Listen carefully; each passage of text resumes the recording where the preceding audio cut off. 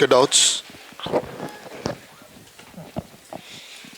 I believe I've been introducing you to world history. If you got any doubts, please. One of your friends asked a doubt yesterday in WhatsApp. I forgot what the doubt was. Let me see. She was asking, Sir, mercantilists don't influence the factors of production. If not, then who influences the mode of production? Capitalists. Not exactly. At the point of time when mercantilism was coming up, feudalism was practically existing side by side. So it would have been the owners of the medieval industries who would have been controlling the factors of production, not the modern capitalists. That was one question. Any other doubt? Crusades. The soldiers are converted into feudal lords. If you achieve a victory, yeah, there is a chance that you can be converted to feudal lord. Possible. Reward. Any other doubts?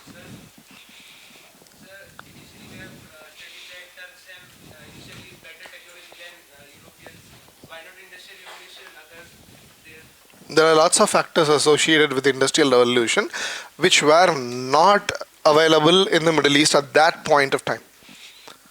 For you to understand, we need to discuss the factors associated with the industrial revolution.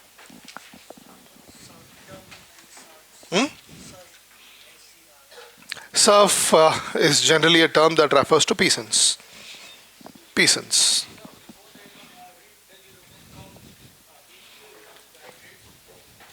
Come again? Before the age of discovery? Obviously, yes. They did come. They did come. Why they don't encounter with? It was the traders that were coming, right? Not the ruling class. You can only sell goods if there is a market. For you to have a market, you need to have demand. Now, because of the Crusades, the ruling class of the West got introduced to the lifestyle of the Middle East. So, the rulers who had money, they wanted such goods. Samajh gaya? Once such demand was created, the traders could facilitate the transaction. Are you getting it? Just because Tesla is available in USA, you cannot sell Teslas in India unless otherwise there is a market. What if people are not able to afford? I hope you are getting it. Anything? Yes, ma'am.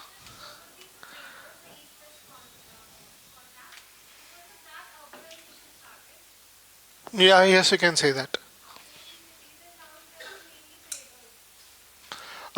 Most of the towns in late medieval and early modern times in Europe came up because of intense economic activities which were associated generally with trade.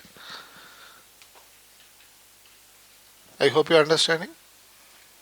Yeah. Yes.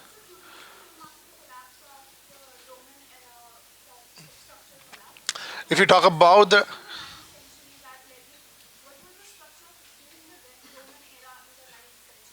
9th century, most of Europe was dominated by tribal groups. Tribal groups. Monarchy was slowly getting consolidated, but they were not the strong monarchs that came up in the late medieval period. For example, if you look at countries like Britain, the country gets established as the Kingdom of England only by 10th century. That too by a tribal group called Anglo-Saxon tribes. So that would have been the norm in Europe. Anything else? Because the Romans have been ruling almost all the territories of Europe through force. They have been imposing their rule through violence. But there are other ways of doing it, right? You can be a benevolent ruler. You can respect the cultures of others rather than just being an imperial power. Your way cannot be the only way, right?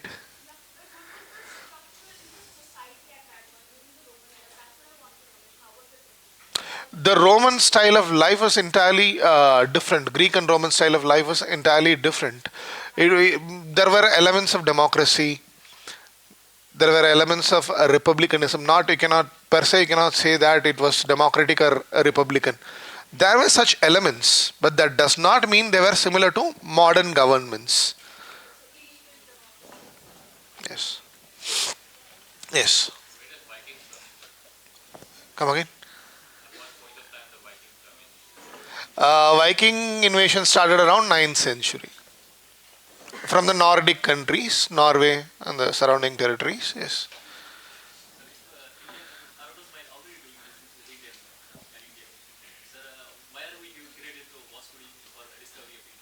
Where are we? Ah. Who discovered India?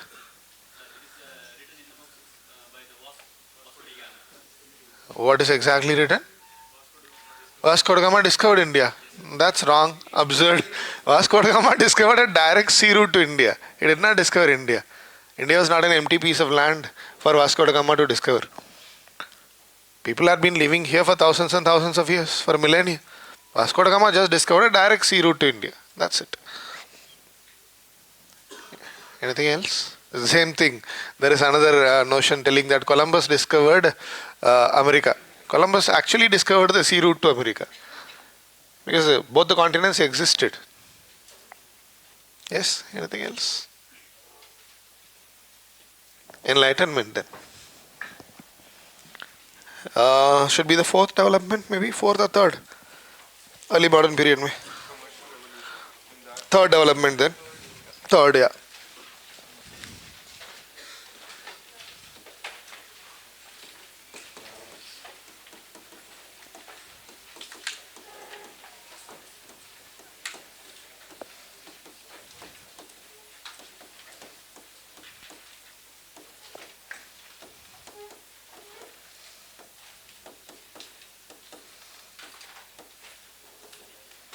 Seventeenth to 18th centuries.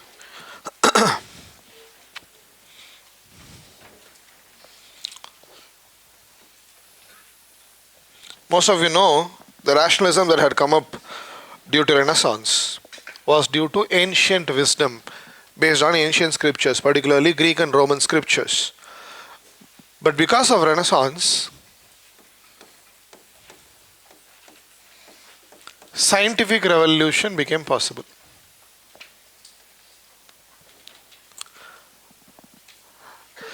That resulted in the growth of science and technology in Europe. Now, the growth of science and technology added to the rationalism. Scientific people are rational, I hope you know. Added to the existing rationalism.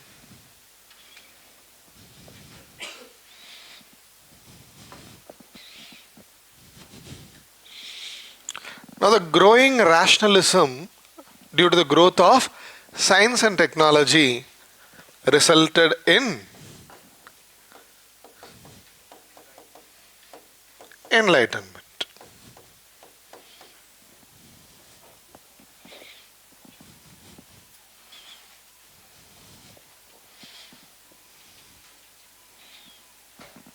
Simply put, reason replaced superstition and science replaced blind faith.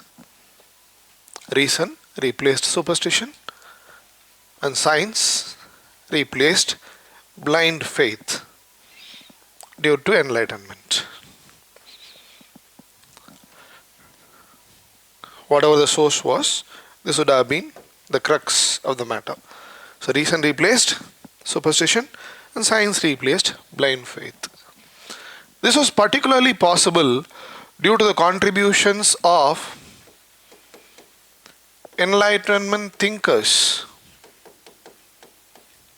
and scholars. You might have read a few names if you try reading about Enlightenment. Contributions of scholars like yes, you'd have definitely come across that name.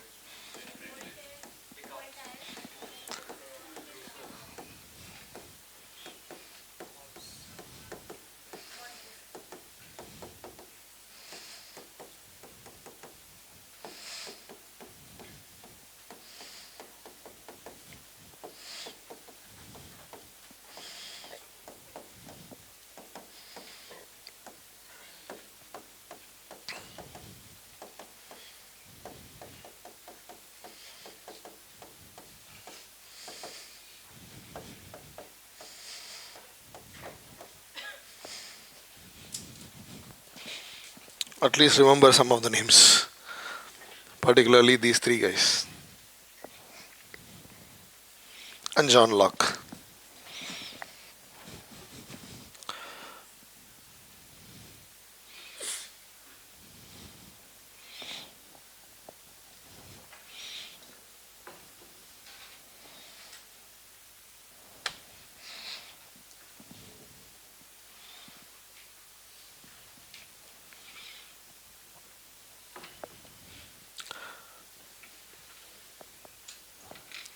Now, these people believed that the world and humanity can be explained scientifically, not religiously. So, how was the world created? By God. Who created humanity? God. Adam, Eve. That was the religious version of the story. What did these people tell? They thought there is a scientific reason behind the world and humanity, which could be explored and explained. So they thought the world and humanity can be explained scientifically using reason, scientific methods, and scientific evidences. Are you getting it? Initially, the world was created due to God, according to most of the people in the world. Yeah, but later, due to the work of these philosophers and scholars, over hundreds of years of research proved that the world was created due to Big Bang. That was due to enlightenment. Not immediately. It took hundreds of years. Yeah. Now it was due to the contributions of such scholars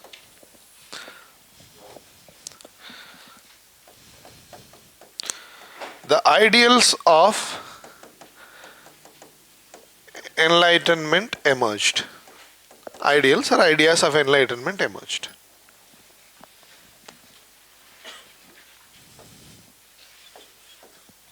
They made popular concepts like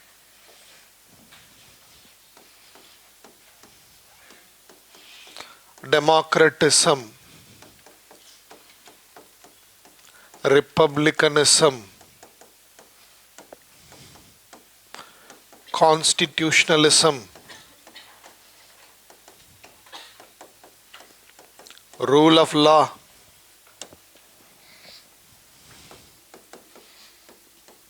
equality, individual rights, liberal ideas, tolerance, progressivism, etc. Can you close the door behind you, please? Yeah, thank you.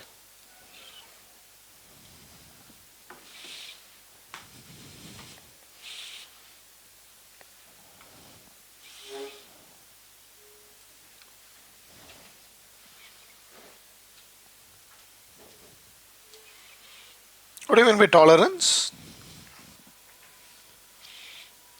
Tolerance. Can somebody tell me the meaning of the word tolerance?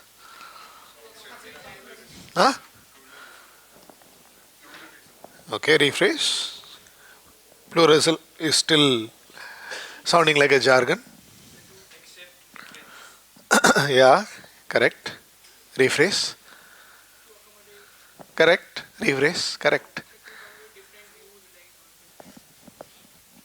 Tolerance means being broad-minded. Yes.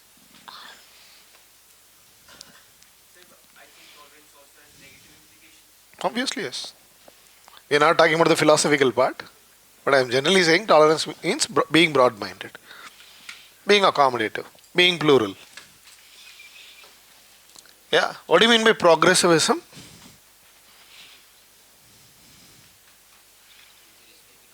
Correct. Rephrase. Supporting modernity and progress is progressivism. What do you mean by liberal? Or liberal ideas?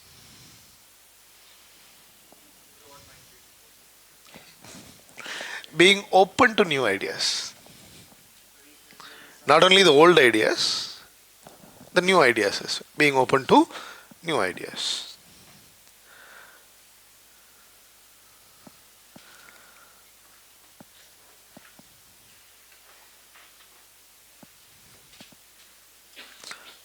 So Renaissance pushed Europe towards modernity. Enlightenment completed the process. I hope you understand. They are related. Almost simultaneously, there happened another phenomena in Europe called as agricultural revolution. Can you help me with agricultural revolution?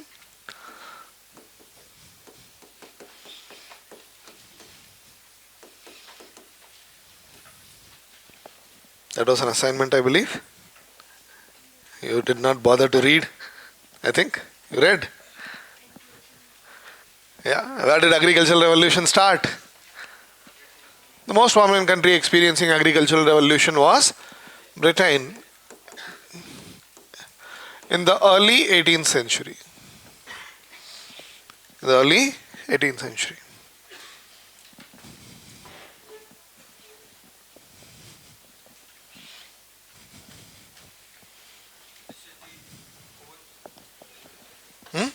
Yeah, fourth one is.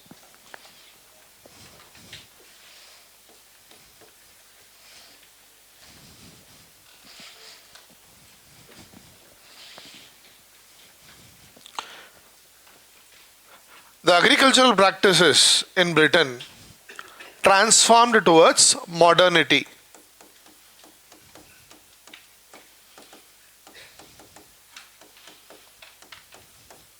Which resulted in increased agricultural production.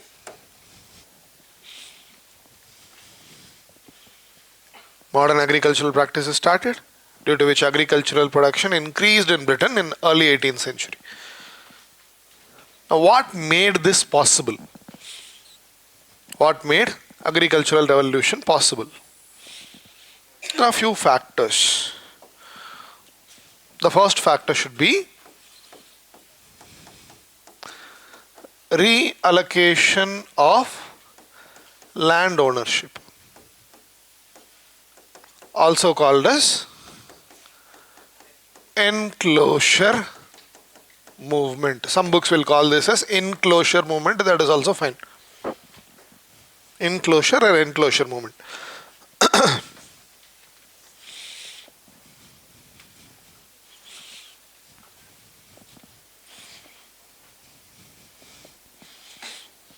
What exactly was that? Leaving the technicalities behind, simply put, influential people in Britain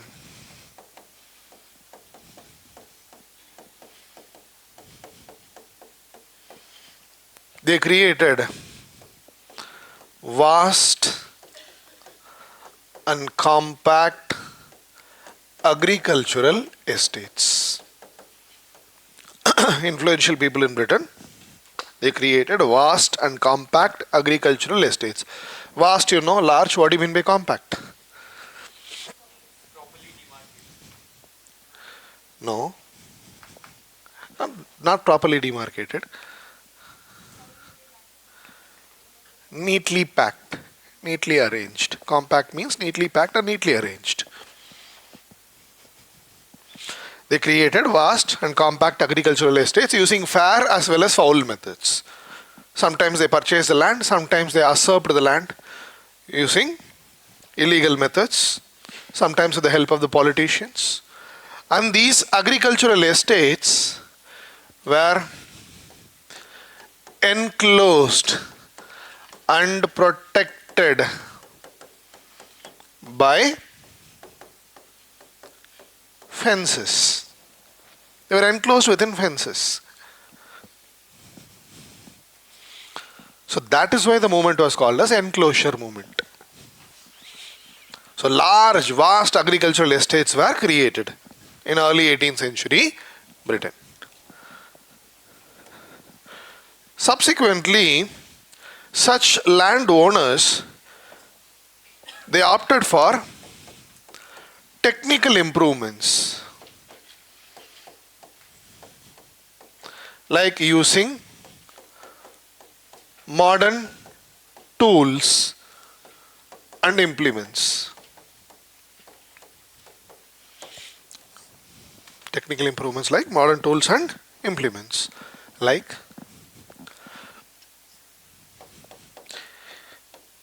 heavy plows, plowshare, seed drills, crop threshers. You know plowshare, right? Plowshare with which you till the soil, plows. Yeah, seed drill, and a tool used to drill the land and plant the seed. Crop thresher separates food grains from the plant. Such tools and implements were used. They also used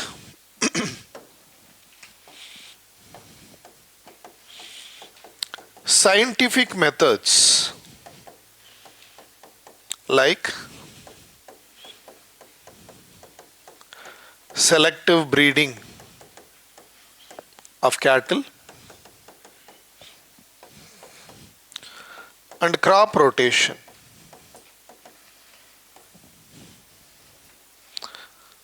You know crop rotation, right? Cultivating different crops at different points of time to maintain the fertility of the soil, which resulted in increased agricultural production. Meaning agriculture became efficient, relatively. It became efficient.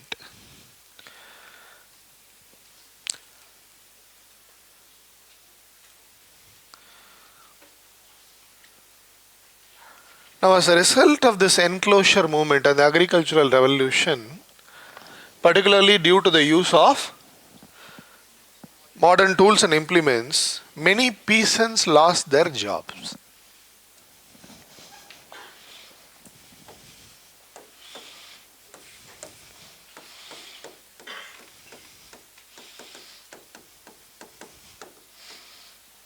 So, what did these jobless peasants do? They migrated to the cities in search of new employment. In fact, they were forced to migrate to the cities in search of new employment. Did they get a job? Yes. In fact, it is these jobless peasants that provided the labor for industrial revolution.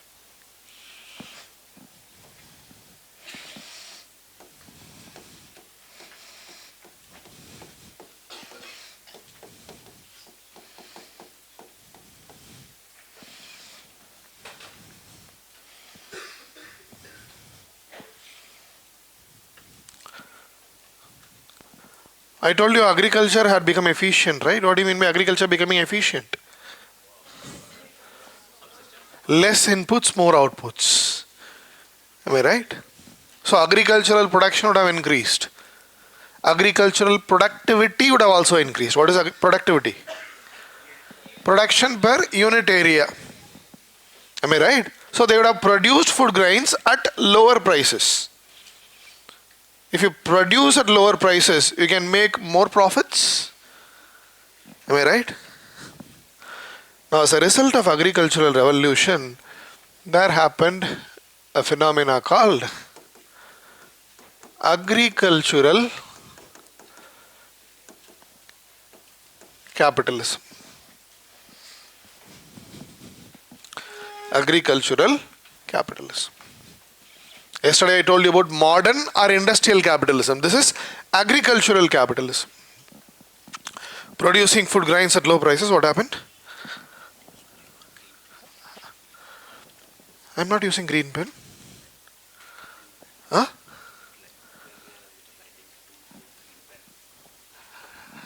Light blue pen, they're okay. What colors am I supposed to use? Tell me first.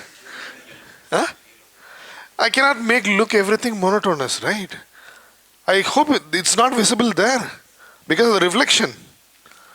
It's because of the glass windows being there, I believe. Yeah. They are getting reflection. So I cannot do away with it. I'll use yellow color then.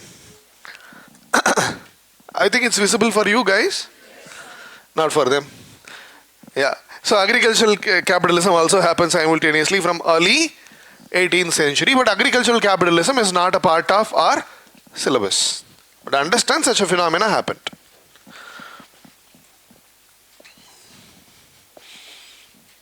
Got it? If there is any doubt till now, please do ask. Else, I'm going to give you two flow charts which I want you to remember, if possible, memorize. Before a few years, the External Affairs Minister made a statement while giving an interview. Somewhere along the line, Europe has to come out of the mindset that Europe's problems are world's problems, but the world's problems are never Europe's problems. Meaning the world used to be Eurocentric at one point of time. So how did the world become Europeanized? The first chart is regarding the Europeanization of the world. Take a fresh page. I am going to use three columns. 1, 2, 3. So whatever I am writing in the center, write in the center. Whatever I am writing in the left side. And follow.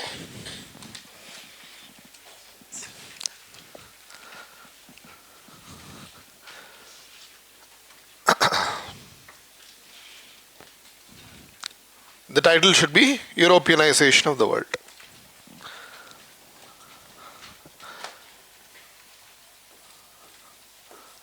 Is this fine? Sir, kindly confirm.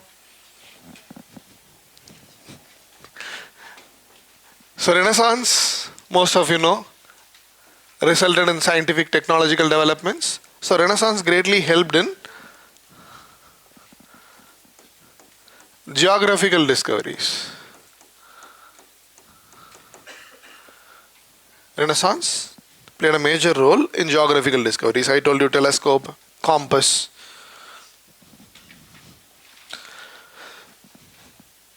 The geographical discoveries resulted in new contacts with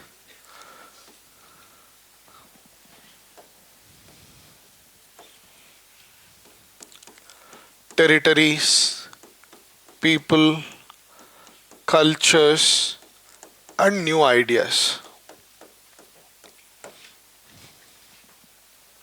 Territories, people, cultures, new ideas.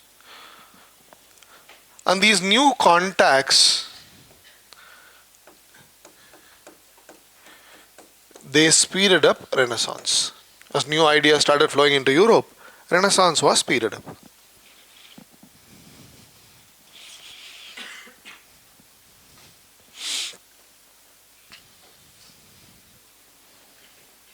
Territories, people, cultures, ideas. For the lack of space, I am writing in short form.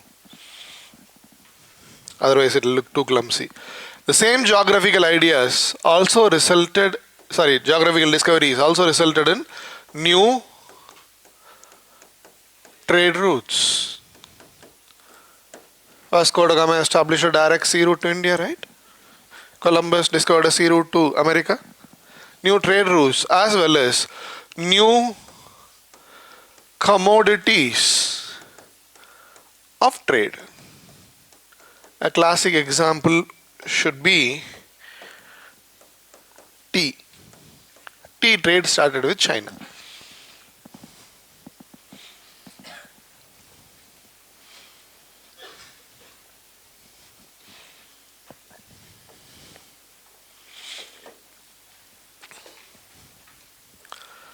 The geographical discoveries, establishment of new trade routes and new commodities of trade led to expansion of trade and commerce.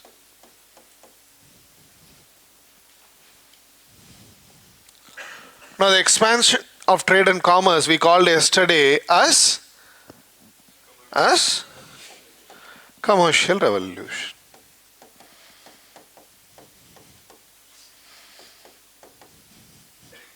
Large scale trade and commerce, right?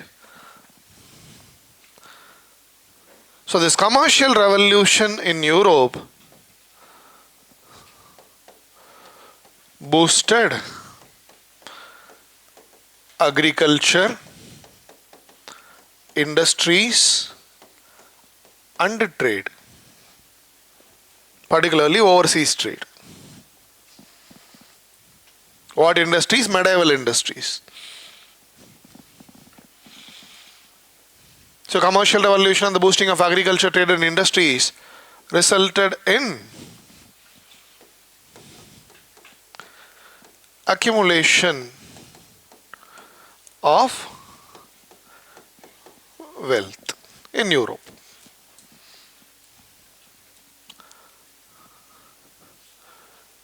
Now once huge profits were made, people became interested in commerce.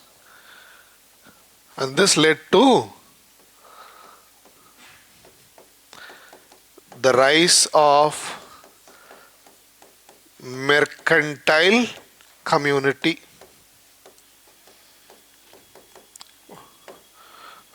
What is mercantile community? A group of merchant capitalists.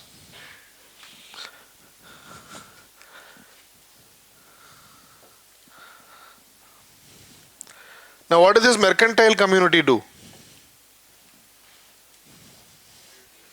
They wanted to make more profits. So they wanted to promote commercial revolution further. So what do they create? They established joint stock companies. Stock markets. JSE, joint stock companies, SM stock markets. Central banks. And a money-based economy. Joint stock company, stock market, central banks, money-based economy.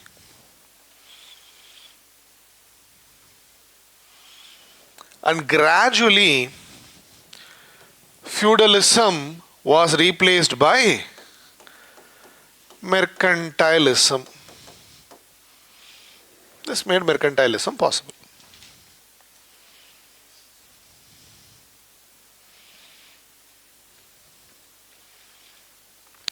So not only the people had become mercantilistic, countries are also mercantile in nature. They wanted to accumulate as much wealth as possible by promoting exports and discouraging imports. And eventually, as these countries started competing with each other to be the most powerful in the world, that led to the promotion of imperial and colonial policies. Why? Countries wanted to accumulate wealth.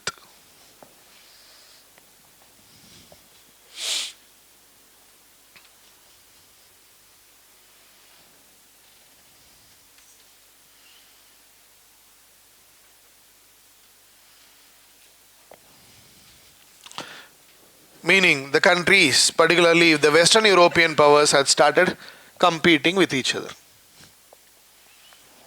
So you can say,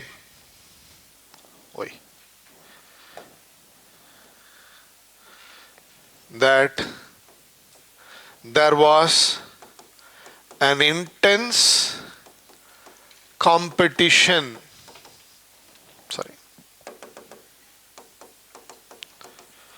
between European powers for commercial and colonial supremacy. European powers started competing with each other for establishing colonies and to dominate commerce.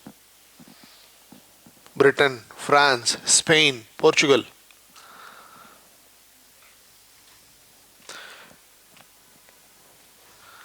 This competition between European powers resulted in rivalry and enmity.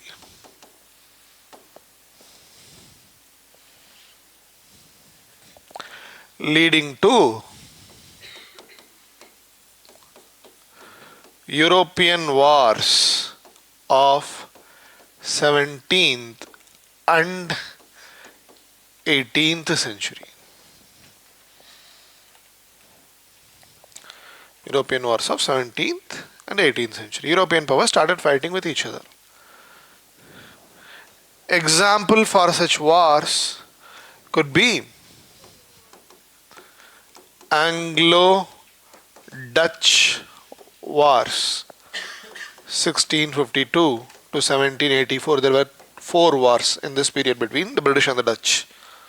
We also have Anglo-French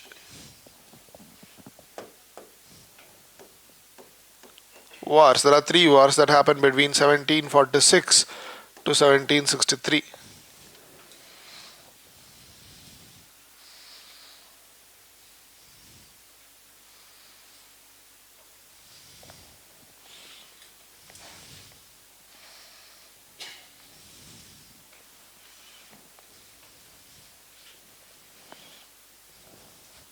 And these wars gradually had gotten transformed into European wars for world conquest. Because every country wanted to have the largest colonial empire possible.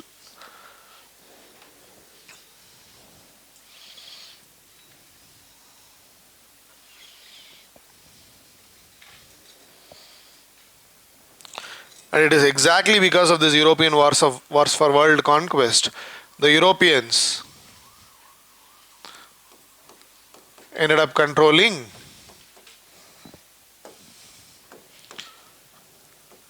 34% of the world by early 19th century. And eventually 84% of the world by early 20th century.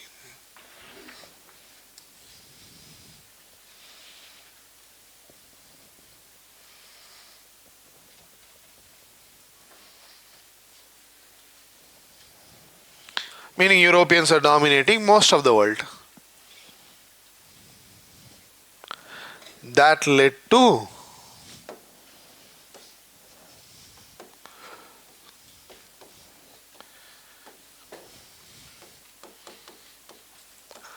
European domination and Europeanization of the world.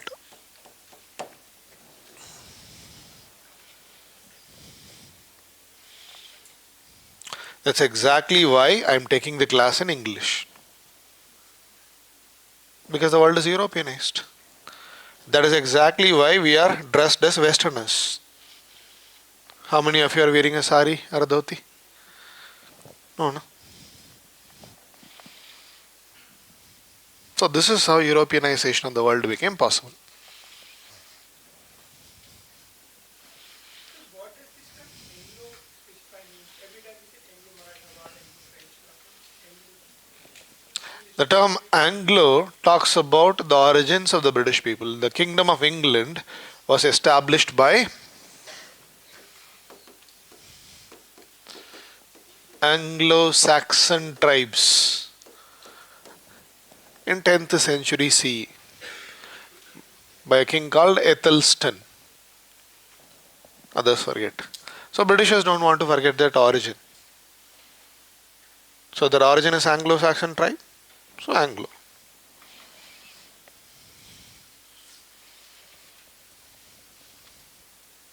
That's a good question. Yeah. I think it's self-evident, easy to understand. If there is a doubt, do ask. Else, the next flow chart.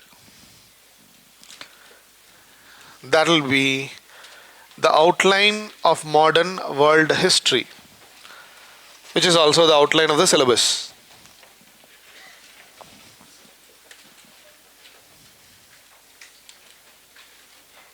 In the interview, if you are asked a question, how did the world get Europeanized?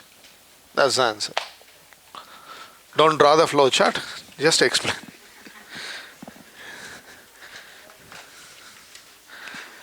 The next flow chart, outline of modern world history. Have you missed something? Should I show the flow chart again? Okay, I can do this. Oi. Click a pic, zoom later if you want. You can click a pic, zoom in later if you want. Or you can take a screenshot from the video. They'll upload a video, na? You can take a screenshot. Huh? They'll upload the backup, na? Huh? No screenshot. Okay, you can take a photo. There. That's possible. Yeah. Outline of modern world history. Same orientation, 3 columns.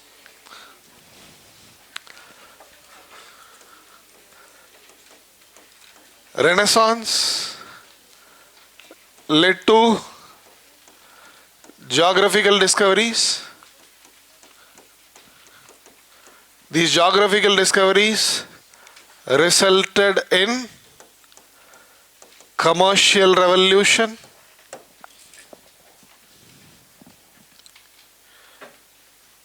Renaissance resulted in geographical discoveries. Geographical discoveries resulted in commercial revolution. And this commercial revolution resulted in world trade. We explained yesterday. Which encouraged mercantilism. Have given you a summary of the previous flow chart.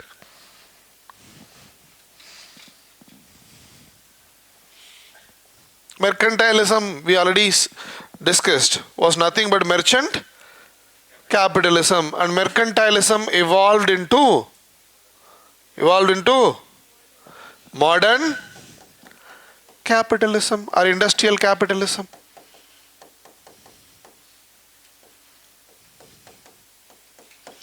Which provided the base for industrial revolution.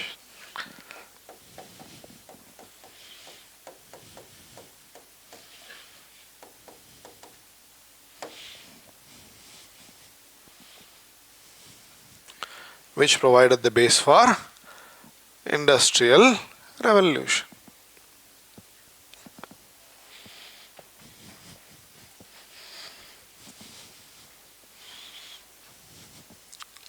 Simultaneously,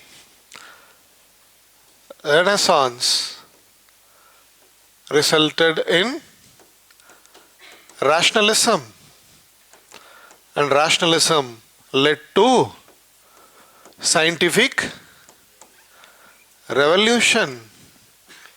Scientific revolution resulted in growth of science and technology, which contributed to enlightenment. Is that clear?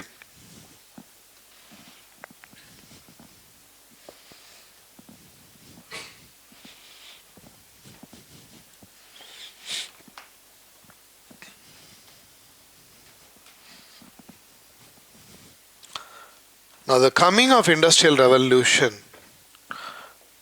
and enlightenment together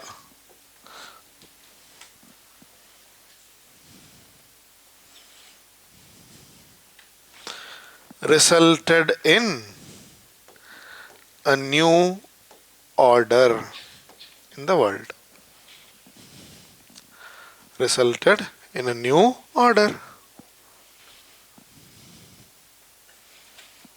So you might have a question, what was this new order? Yesterday we discussed about the old order. What is a new order? Take a fresh page, a new page. Just copy what I am writing. We'll continue with the flow chart. Take a fresh page. Let me discuss a new order. So what was this new order? I hope you remember this. Old order,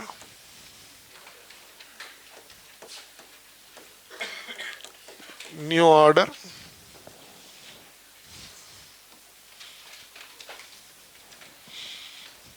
so the nature of polity,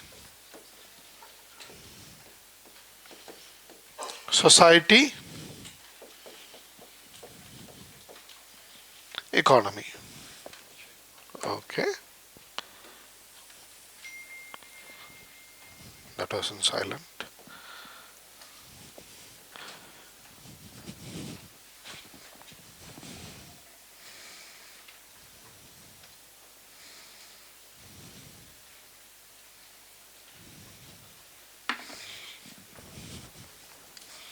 So what was the nature of polity under the old order?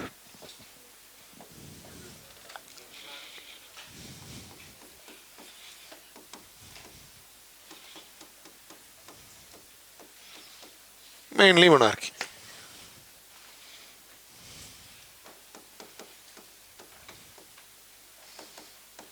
Feudalism.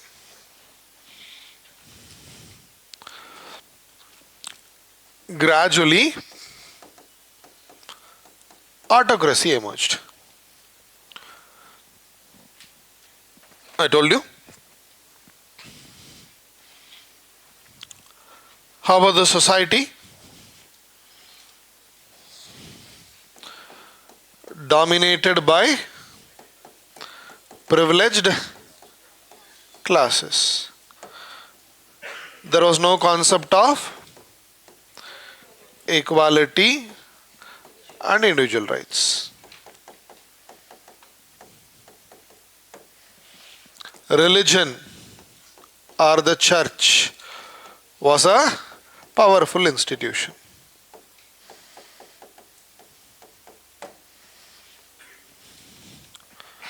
Why? Because the God given scriptures, books, had the status of constitution. Bible had the status of constitution. Nobody could question the authority of the Bible.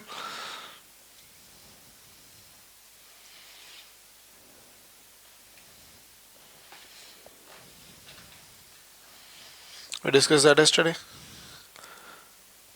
Okay.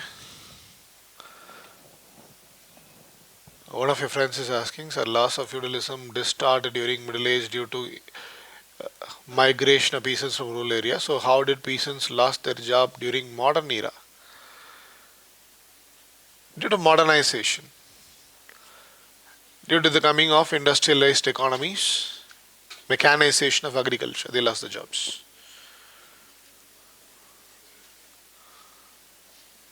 One of your friends is asking, how did the peasants lose their jobs during the modern era? Due to mechanization. Don't we see lots of machines being used in agriculture? That's all. Today. More importantly, agriculture is not being incentivized in countries like India. What is the major problem with Indian agriculture?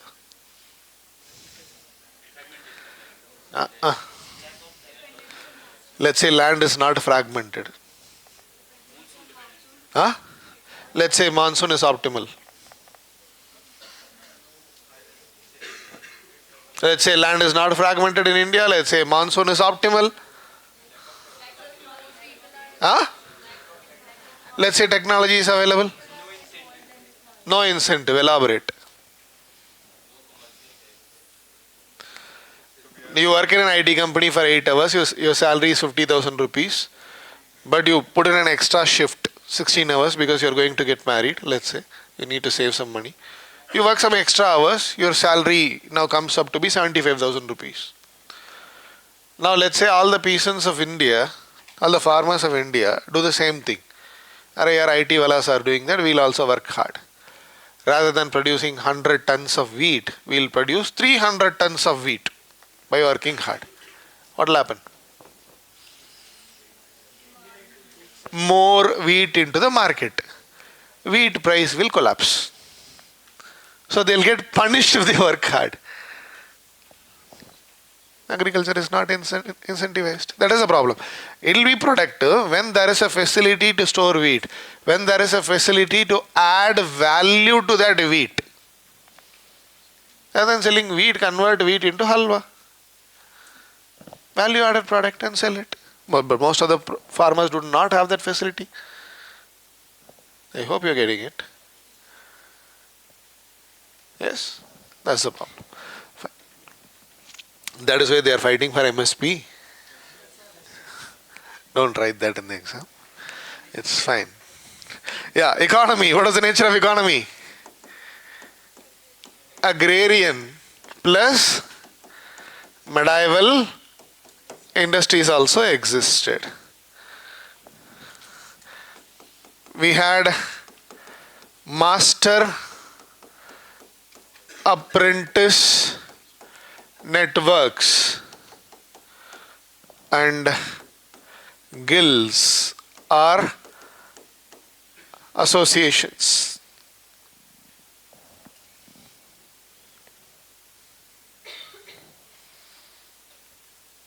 I gave you the example of weavers and his apprentice yesterday.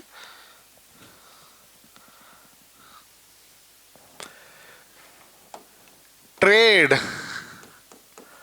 was mainly local. Foreign trade also existed. But trade was mainly based on barter. Meaning the economy was simple. Simple, static, stagnant.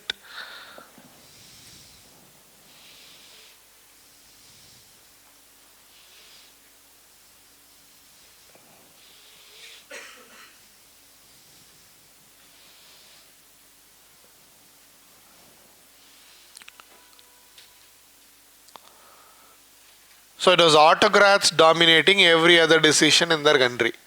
Why? Autocratic kings could not be challenged by anyone.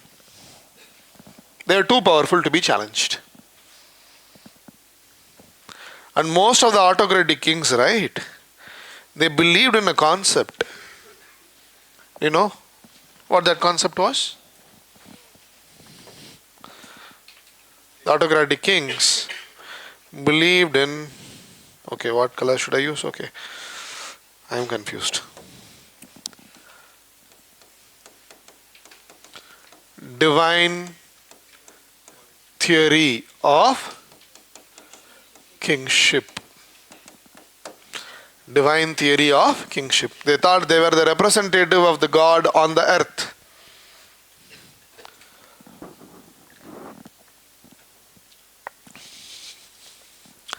Can you question a priest in a temple? So how can you question a direct representative of the God? That too in the Middle Ages. At least you can question today in WhatsApp, Facebook. In those days, no WhatsApp, Facebook. So if you question an autocrat, that will amount to treason.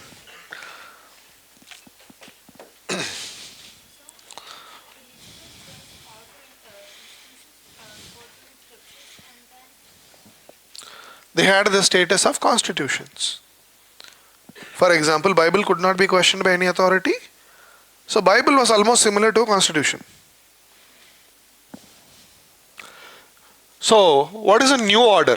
New order is the political setup that exists today. Political, economic and social setup that exists today. Are you getting it? So old order declined, giving way to new order. But this decline did not happen in a month or a few years. It took hundreds of years for the old order to decline. So what should be the nature of polity under the new order? So what type of governments do we have today in the world? Decentralized. Today we have parliamentarian governments, or rather mainly parliamentary governments. Because even today, absolute monarchies exist in the world. Classic example would be Vatican. Vatican is ruled by the Pope. That's an example for absolute monarchy. There is a country called Brunei. That's an absolute monarchy. There's a country called Eswatini in Africa. Absolute monarchy. Mainly parliamentary governments based on democratic and republican ideas.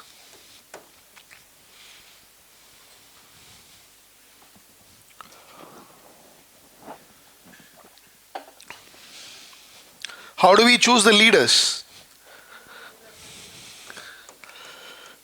Leaders are chosen because of their talent and merit. So if somebody promises Achedan to India, we'll elect him. Good. Because we think that the leader is meritorious and talented. Fine. How about the society today? Society is more or less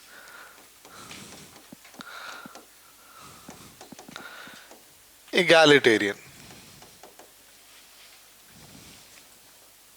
What do you mean by egalitarian? Equal rights and opportunities to all the people. Egalitarian society focuses on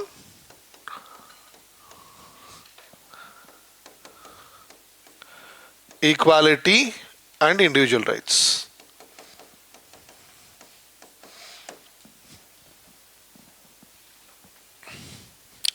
How about the religion today?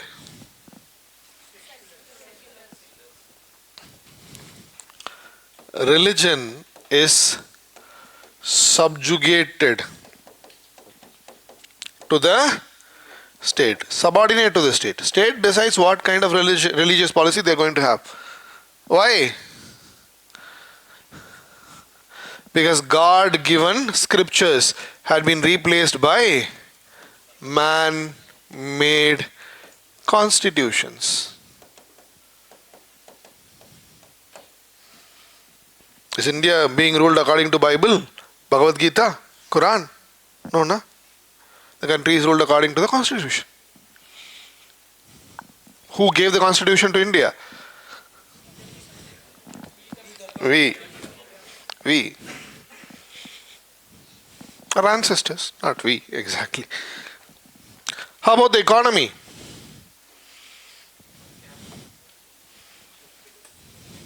Today, we have industrialized economies.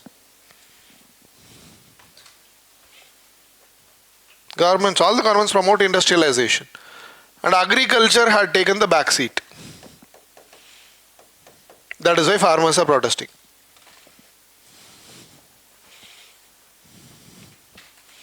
Secondary importance to agriculture. Who dominates the economy today? Ambani's, Adani's. So economy today is dominated by industrial capitalists.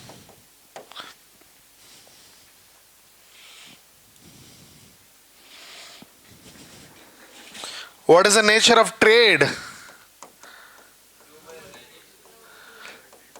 The focus is on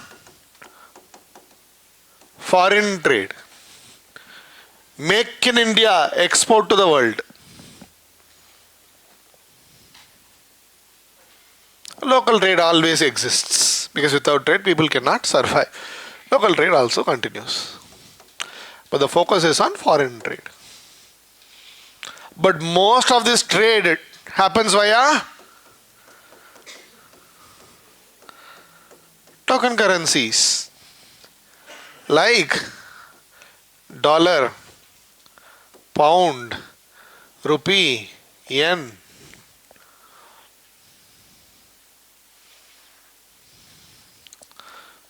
Meaning the economy today is complex.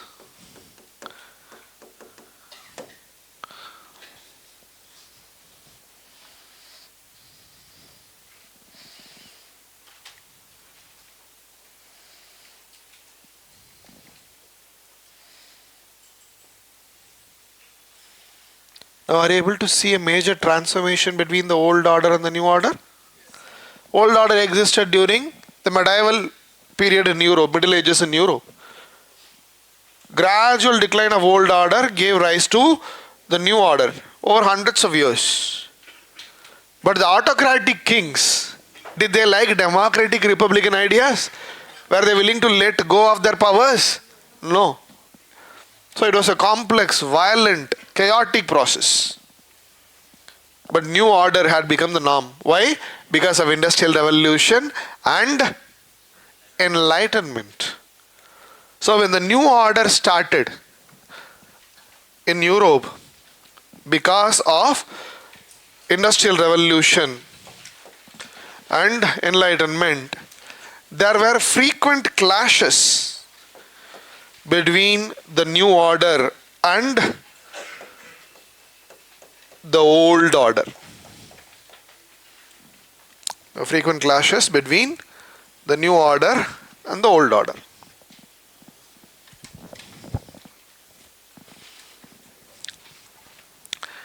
These clashes, fights,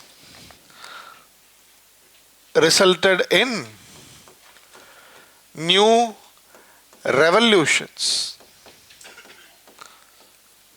New revolutions. Examples for such revolutions should be American Revolution, French Revolution, Russian Revolution, Chinese Revolution. American, French, Russian, Chinese.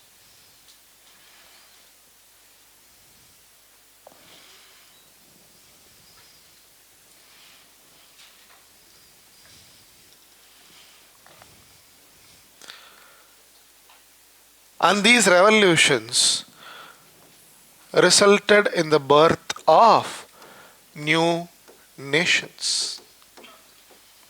For example, due to American Revolution, USA was born. USA was born due to American Revolution.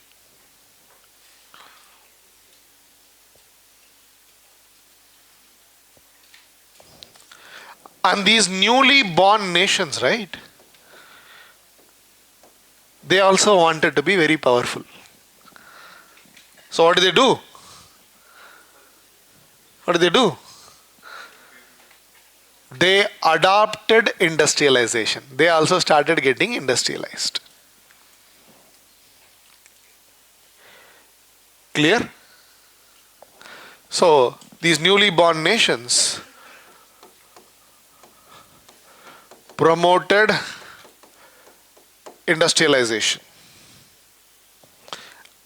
which led to the emergence of new industrialized nations. Many new industrialized nations were born. Particularly Western European countries, USA, countries like Japan became industrialized. As more and more countries had gotten industrialized, this led to promotion of the new order. Promotion of the new order in those countries, not all over the world. Promotion of the new order in the industrialized countries. What is new order? Democratic ideas, republican ideas. Promotion of the new order in such countries happened. So those countries were growing strong. Industrialized countries are growing strong due to the promotion of new order. At the same time, the industrialization also led to the promotion of imperial and colonial policies. Imperial and colonial policies. Now, why would the industrialized nations promote imperial and colonial policies? Because they needed colonies, raw materials, and markets to support the industrialization. Are you getting it? Imperial colonial policies were promoted because of the need for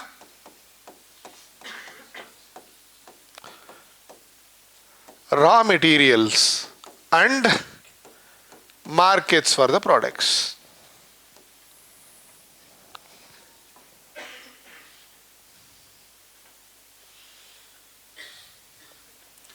So the need for raw materials and markets created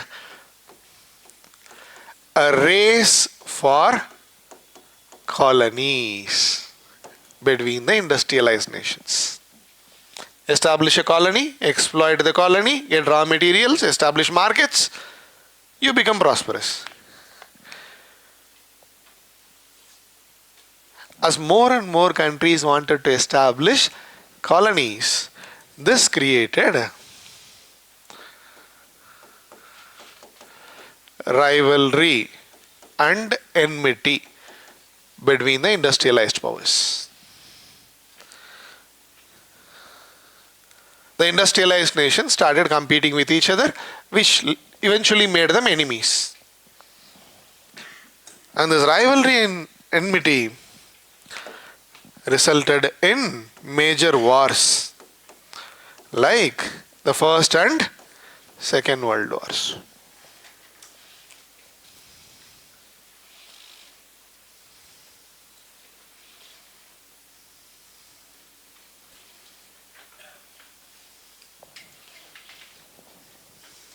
Clear?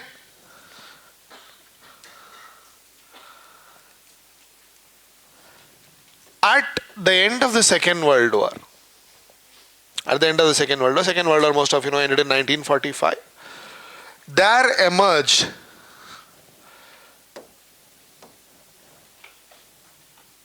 a powerful capitalistic nation called USA, which was a new superpower. Clear? So simultaneously throughout this period, the promotion of imperial and colonial policies resulted in European control over 84% of the world, which I already told you. European control over 84% of the world.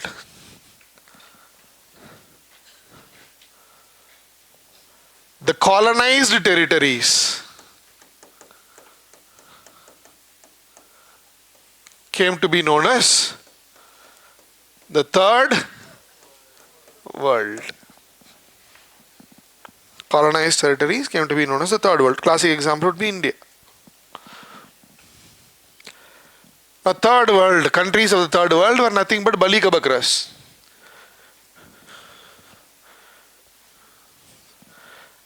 Now, the constant suppression and exploitation of the Third World, the constant suppression and exploitation of the Third World resulted in nationalistic sentiments. Indian nationalism, for example.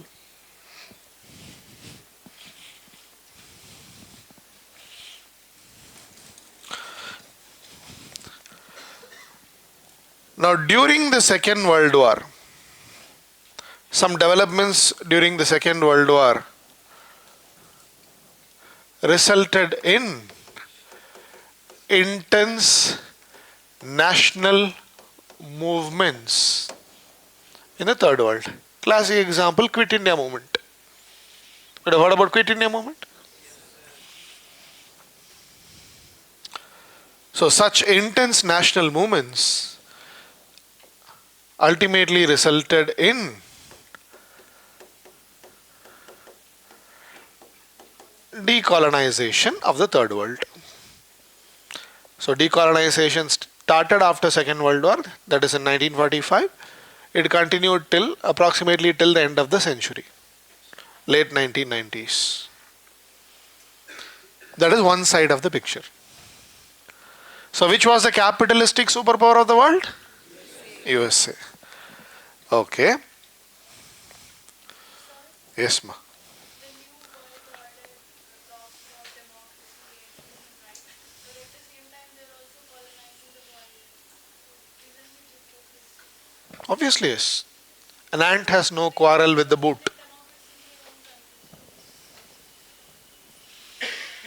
I want my family to survive, prosper, and dominate. I am not worried about others' families. I hope you're getting it. Talks about all humans. All those lofty ideas apply to me. I hope you're getting it. Yeah? Humans are very selfish, Very selfish. How many of you are vegetarians? How many of you are pure vegetarians? There is a difference, Vegetarians are people who they say, don't eat non-vegetarian stuff. But generally, they are people who don't eat non-vegetarian stuff at home. Most of them, or some of them, or at least they eat egg. They redefine. Sir, I'm an vegetarian. Okay. So vegetarians are generally people who eat non-vegetarian outside. Generally. Non-vegetarian, there is no confusion. But these pure vegetarians, pure vegetarians, they eat vegetarian food at home as well as outside. But they consume milk. Pure vegetarian. I don't know on which tree milk grows. It's a direct byproduct of cow's blood. And that is why there is a different definition, vegan. Aye. Very good. But these vegans consume sugar. Sugar. White sugar. Brown sugar sometimes. Yeah, white sugar generally. Yeah. You know how the sugar gets the white color? I'll leave it to your imagination. It is filtered through convenience. Redefine. We are selfish. It's fine. Don't stop eating sugar. Does it imply that colonization of India was not accidentally? Not? Colonization of India was not? It was not accidentally that India was colonized by the Europeans. It was actually accidental. They did not come to India with the intention of colonizing the country. If you see, they came to India even before the start of industrialization. 1498, Vasco da Gama comes. They are initially involved in the trade. But later, looking at the political conditions in India, they saw an opportunity to intervene into the polity and establish themselves as great powers in India, which they did. Are you getting it? So they coming to India for trade was planned. The European conquest of India was accidental. I hope you're getting it. Yeah. Yes, boss.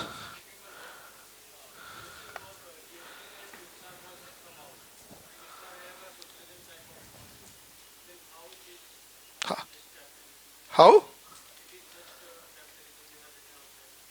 I'm saying USA was the capitalistic superpower of the world.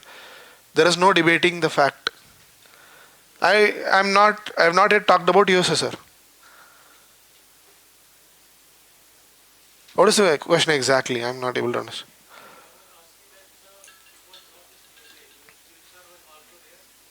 I've just given you one side of the story, na? I'm going to the other side of the story. I've just filled 2 columns. The third column is still empty. So let me go back. I was about to go back actually. Now, Industrial Revolution made one group of people extremely rich. Which people? Industrial capitalists. But how about the workers who were hired by the industrialists to work in the factories? Workers were exploited. They were living in abject poverty. So industrial revolution, while it made the industrial capitalists extremely rich, it led to exploitation of the working class.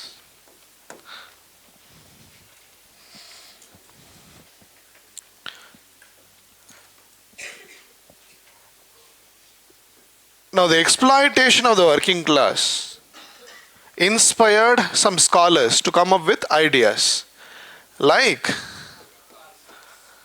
communism and socialism.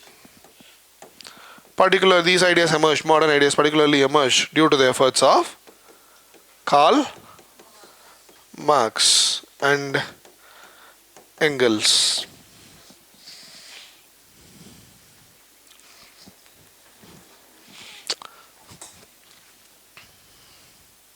Now, these scholars, they were the supporters of the working class. And the promotion of these ideas,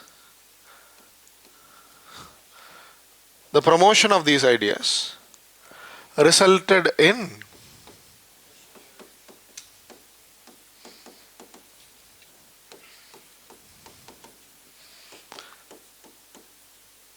the Russian revolutions of 1917. Revolutions, not revolution.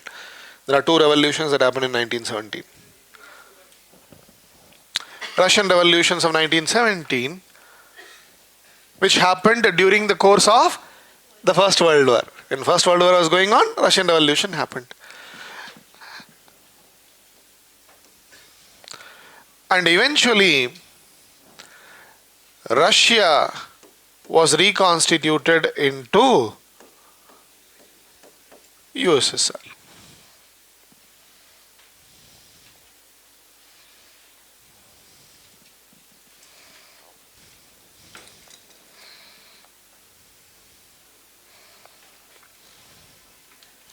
And USSR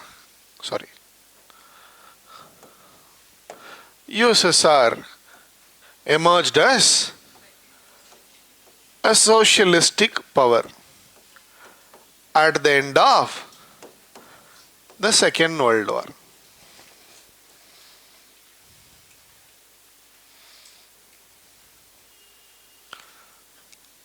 So we had a socialistic superpower or a communistic superpower and a capitalistic superpower. Obviously, the ideas are not compatible with each other. So the conflicting ideologies between the two superpowers resulted in a phenomena called Cold War.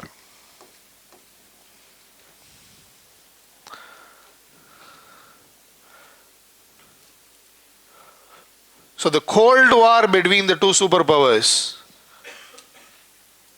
greatly influenced decolonization.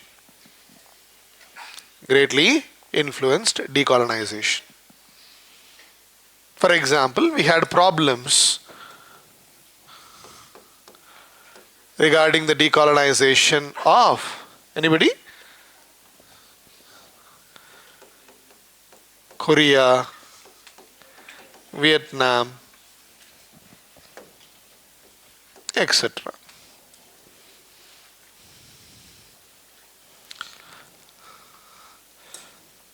But eventually, the disintegration of USSR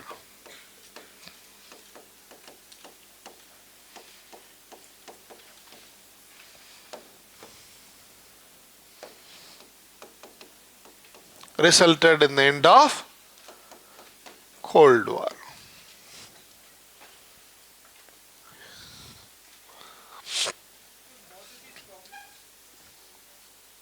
As to which superpower would get to dominate these countries.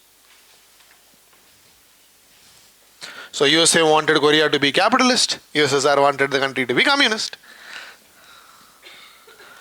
So the end of Cold War ultimately resulted in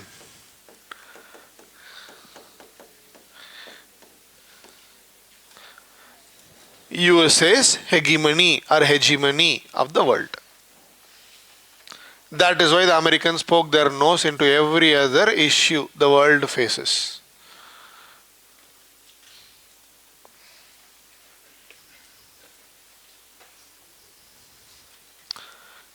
That is why the American currency, dollar, is one of the most favorite currencies of the world. That is why countries like Russia and China are trying to challenge the hegemony of USA today. That is why we have Ukraine-Russia conflict.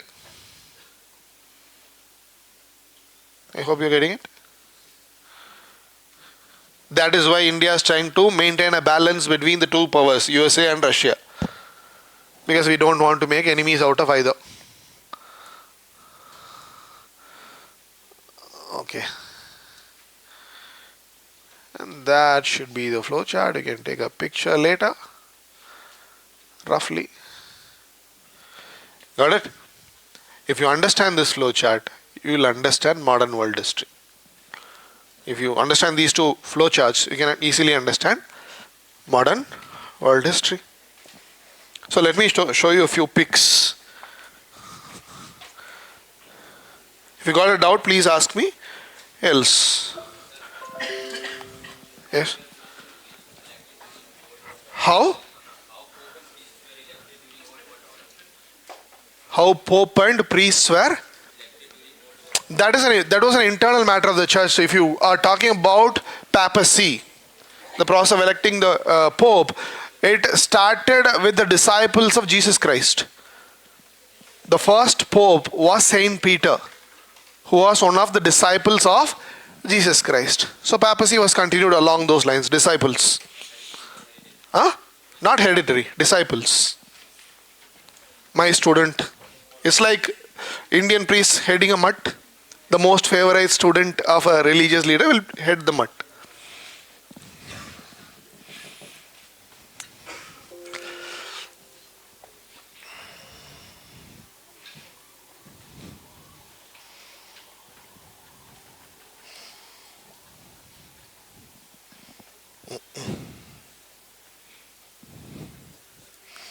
Yeah.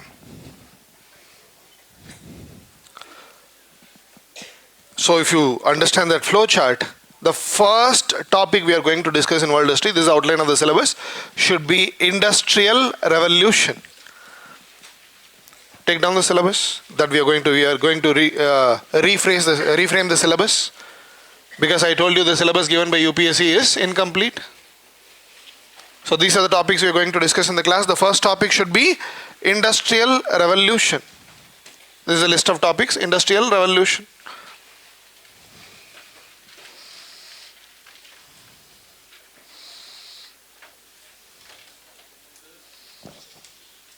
Yes, boss.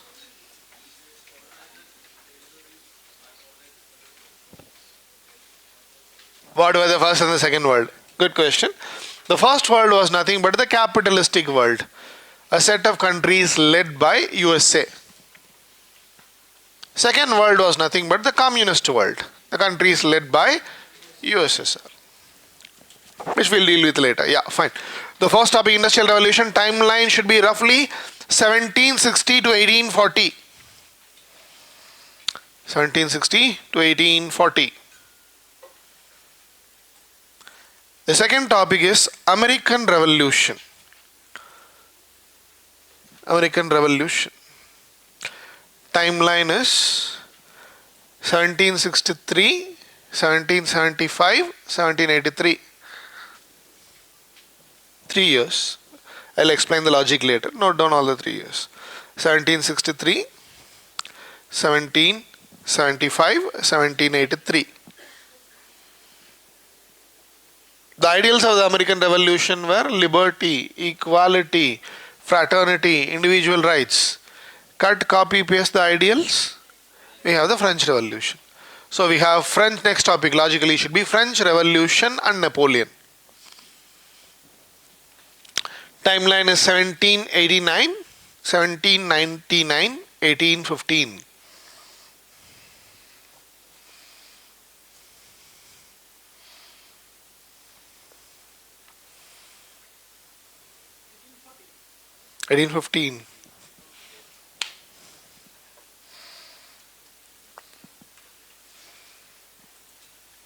3 years. I'll tell you the logic later. Now, French Revolution had been encouraging nationalistic ideas in Europe, due to which two new countries were born in Europe. In fact, two set of territories were unified. So the next topic should be the unification of Italy and the unification of Germany.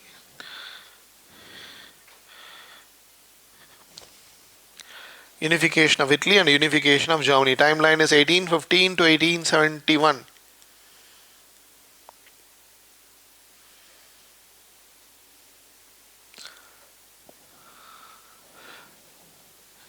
Some books might call this topic as Europe after Napoleon. That's also fine. Unification of Italy, Germany, or Europe after Napoleon. Both are fine. So in this period, industrialization had already started spreading. New industrialized nations had born. They started competing with each other. So political conditions in the world became confusing, chaotic. So we will be discussing the world before the world wars as the next topic. 1871 to 1914. The world before the world wars.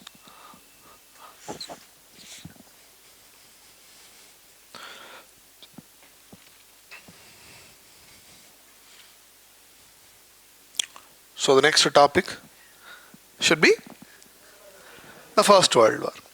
First World War and Paris Peace Conference. First World War ka timeline is 1914 to 1918. After the First World War, there happened a major peace meeting called the Paris Peace Conference. Timeline is 1919 to 1920. First World War and Paris Peace Conference, which implies the fact that many peace treaties were signed in Paris Peace Conference. So Paris Peace Conference resulted in the redrawal of national boundaries. So next to Paris Peace Conference, right? Redrawal of national boundaries. Because in UPSC syllabus there is a clear topic mentioned called redrawal of national boundaries. REDRAWAL. Redrawal of national boundaries. Now I told you Russian revolutions happened during First World War. So simultaneous topic, Russian revolutions.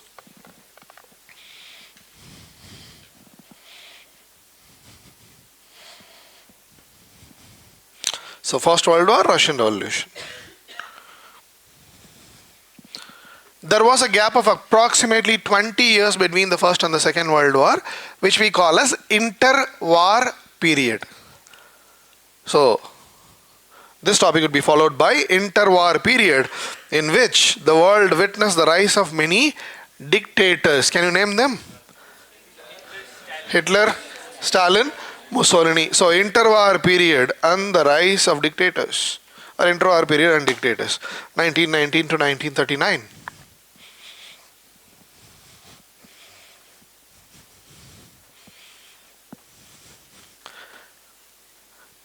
And these dictators obviously played a major role in the coming of Second World War. So Second World War and the rise of superpowers. So which were the superpowers? USA, USSR. Timeline is 1939 to 1945.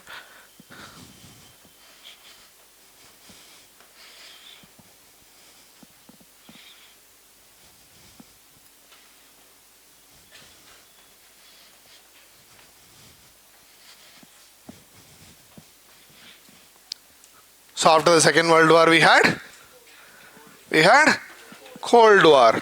Cold War ended with the disintegration of USSR. So Cold War and the disintegration of USSR. Timeline is 1945 to 1991.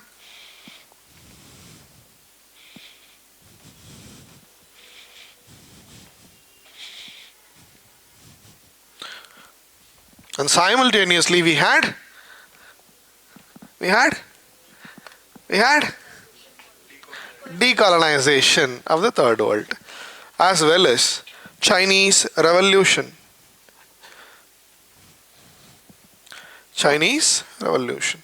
China was also decolonized, one of the decolonized territories. Chinese Revolution followed by decolonization.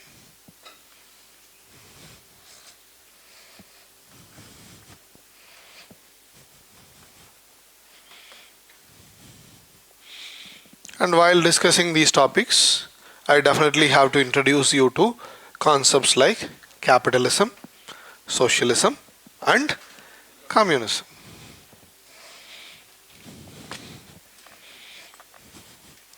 For example, we discussed capitalism yesterday.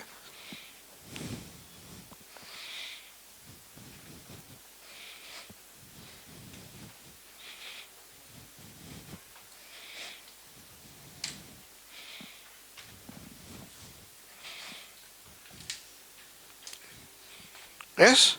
So, what are the sources? 9th standard NCERT, 10th standard NCERT, which do not cover the syllabus. They do not cover the syllabus. But still, I want you to read the NCERT because they will help you with respect to language. What sort of language you are supposed to use in the exam. Obviously, the books are incomplete. Yeah, you can refer to the book provided by the institute, but that's a reference. It has too much of data. Topics are covered in detailed manner. So don't invest so much energy. Use it as a reference. So your primary source should be class notes.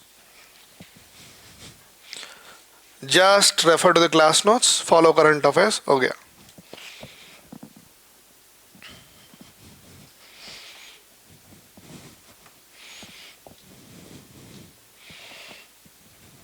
Don't miss a class. If you miss a class, see the video and come to the next class. Because we are going to cover world's history in 14-15 classes. If you got any doubt till now, please do ask. Yes. Else we'll go to the first topic.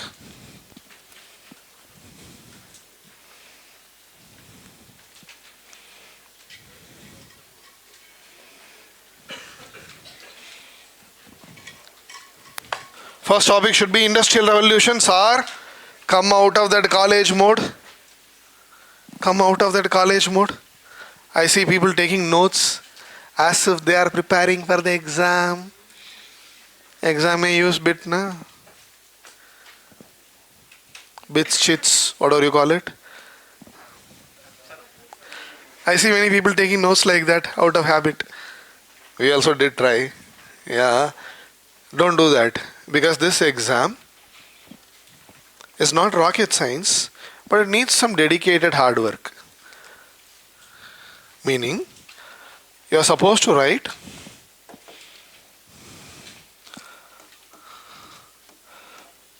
4,000 words in every GS paper over 180 minutes. If you do all the calculations and all, not this is a very plain calculation. If you deduct the time for reading the question, transitioning between the questions, writing answers, everything, it comes to writing at the speed of 25 words per minute. 25 words per minute, that is one word written in 2 seconds. Roughly. So it is not just enough that you know everything. You need to write that on that piece of paper in that setting. I hope you are getting it. So you have to practice. Because this will not come to you in a day. Are you getting it? So treat as if you are writing the exam. Write as if you will be writing in the exam hall. Unless otherwise, you are obviously Rajnikant. He can appear in the examination without preparation. He can clear the examination without appearing. Yeah, but you can't. We can't. We are ordinary human beings. So, write as if you are writing the exam. Ideal way to take notes is to use roughly 70% of the page. That's the ideal way to take notes. Why? If you want to add something later, you can do it to this same page. But a much better way would be to use this space for writing. Because UPSC answer sheets will be like that. So it's better if you take the notes in A4 sheets. There is already some empty space available, na? So if you want to add something later, you can do it in the margins. That's the best way to take notes. And once you take notes, PDF converter, PDF scanner, scan all the notes. Yeah. Create a WhatsApp group between you and your mom maybe. Yeah, delete mom from the group. The group will remain. So forward the notes to that WhatsApp group. So wherever you are in the world, you can still access the notes. There is no need to carry all these bulky notebooks and all. That updation can happen if you are slightly techy. And A4 sheets help you a lot in that. Don't divide the page and take notes, because that will become a habit. Are you getting it? Your choice. This is what I would do if I was appearing in the exam right now. So the first topic, Industrial Revolution, 1760 to 1840. Take the introduction.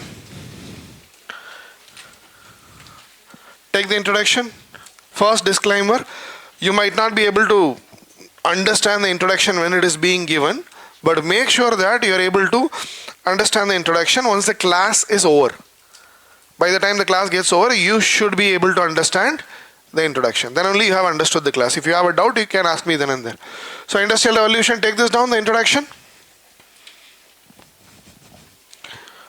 Industrial Revolution was a period of great innovations.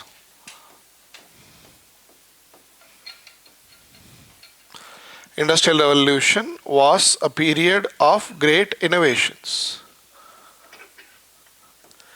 that transformed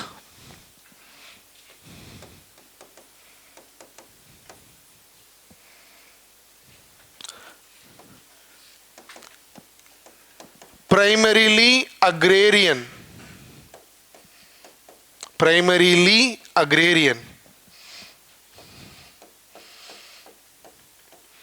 and handicraft economy, primarily agrarian and handicraft economy of Britain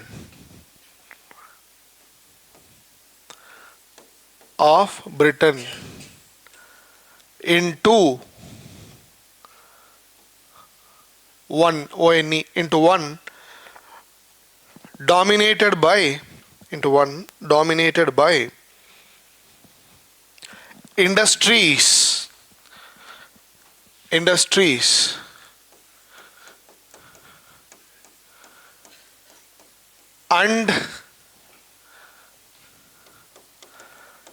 mechanized production. MECHNACD, mechanized production. Full stop. It started in mid 18th century Britain. It started in mid 18th century Britain. And later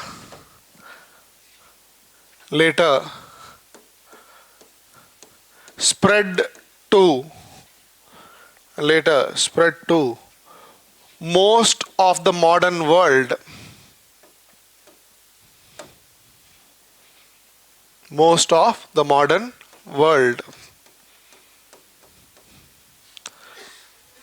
Which completely transformed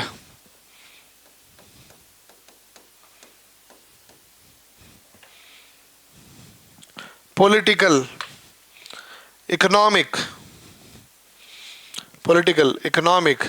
and socio-cultural aspects Completely transformed the political, economic, and socio-cultural aspects of humanity.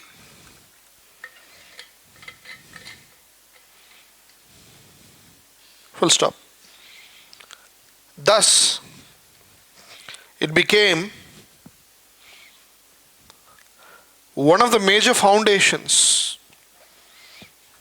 Thus, it became one of the major foundations of the modern world. One of the major foundations of the modern world. So, if this was one of the foundation, what was the other foundation? Why was it the foundation of the modern world? Because it contributed to new order. So, what was the other phenomena that contributed to the new order? Renaissance.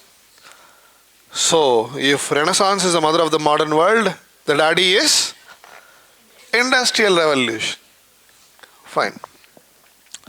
The term Industrial Revolution was coined by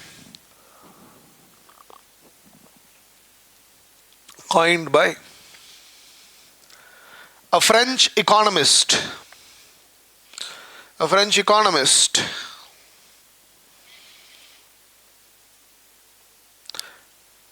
Auguste Blanc.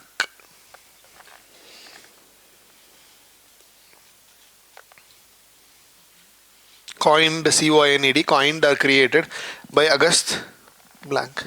Auguste Blanqui. And popularized by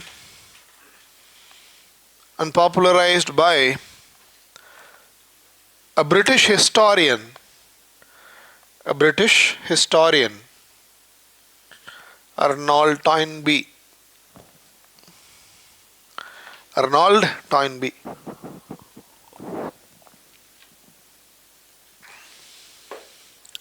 So what's the outline of this topic?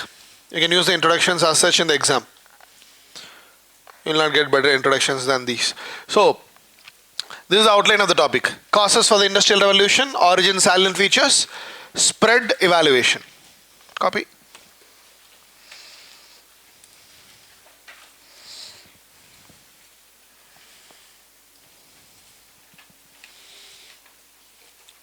Causes, origin, salient features, spread, evaluation.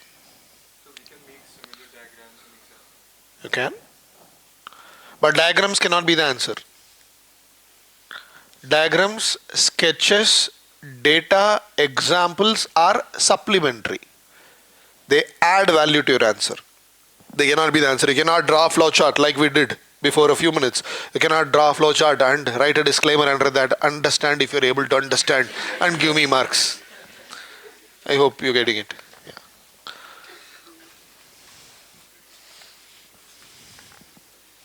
Because it is old people correcting the paper. They are already irritated with their wife. Why to irritate them more? Make them happy. Plain, simple answer.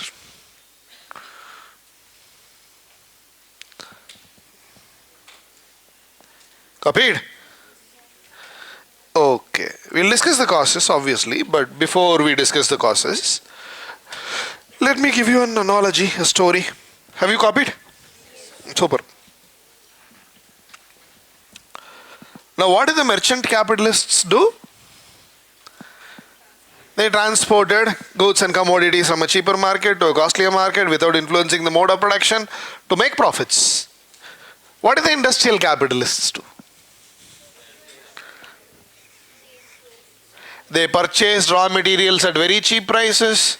They processed the raw materials, produced finished goods, and sold the goods in the markets where they were demanded to make profits. Right? So initially, an industrial capitalist most probably would have been a merchant capitalist. I was a merchant capitalist. I turned into an industrial capitalist. So as an merchant capitalist, I had lots of money.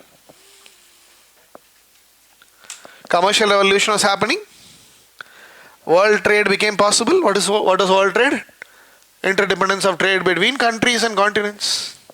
So I had got friends in many countries and continents. Through one of my friends, I got to know that in a particular country there was a huge demand for cotton textiles. Let's say there was a huge demand for 1 crore cotton shirts in a country per year. I got to know about the demand. How did I get to know about the demand? Contacts. What made the contact possible? World trade. Yeah, I got to know about the demand. So I went to the people producing cotton textiles and cotton shirts in my country. What is your maximum capacity?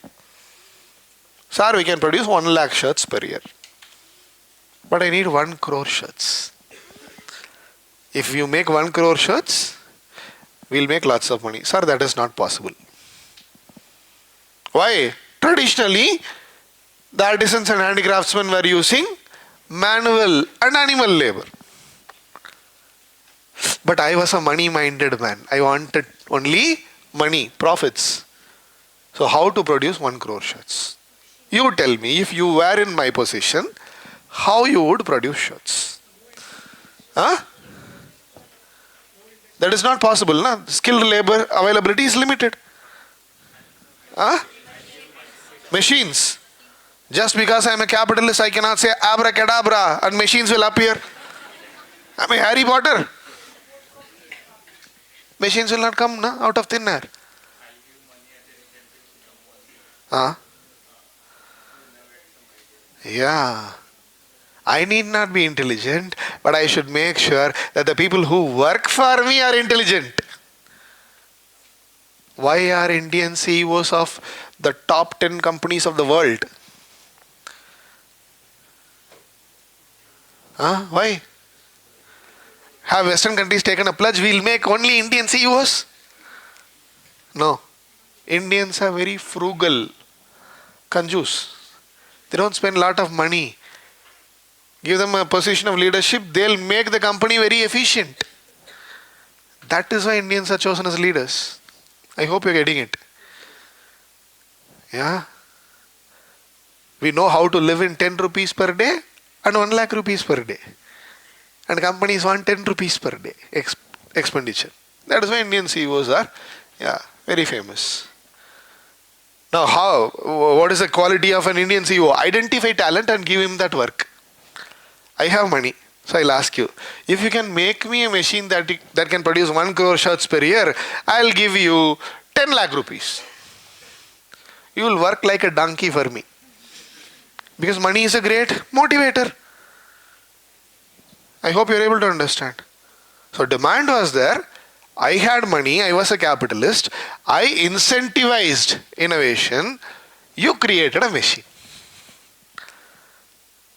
Likewise, I incentivized many people. They made many machines and I created a factory. I started producing 1 crore shirts. I created an industry, a factory. Later I came to know that 10 crore shirts were required.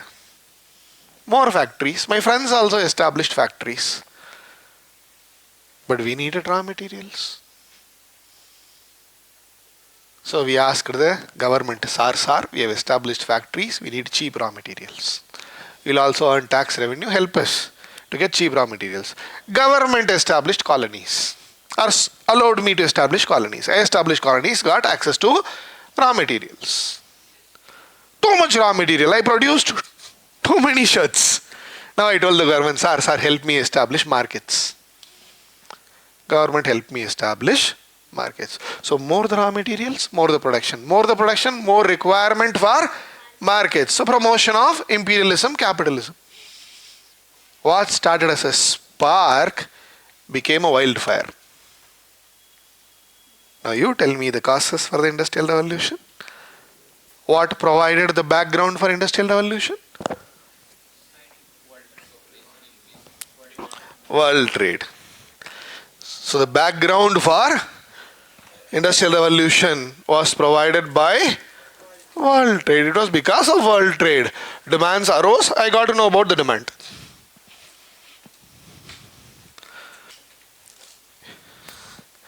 The demand was a challenge, but you need to meet such challenges if you want to make profits, money, a fortune.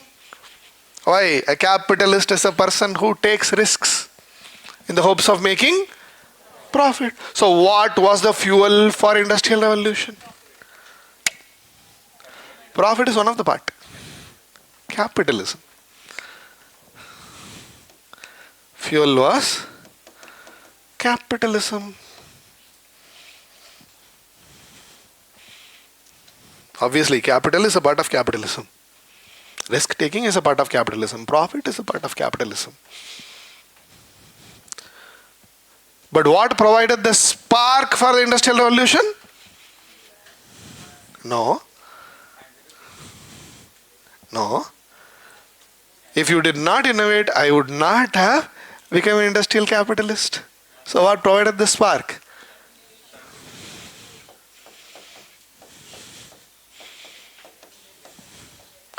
Inventions.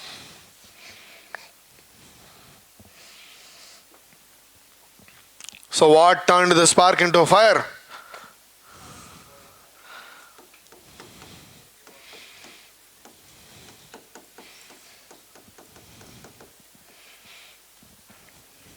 Imperial and colonial policies.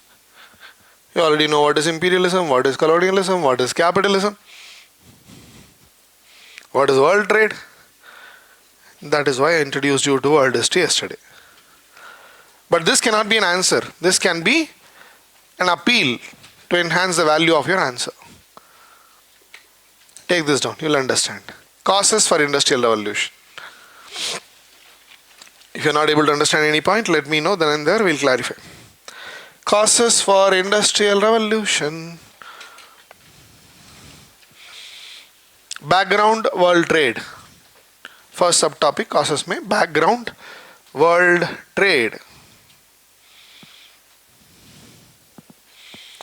World trade. Under that, right? The developments during age of discovery. The developments during age of discovery transformed Mediterranean trade of Europe. Transformed Mediterranean trade of Europe.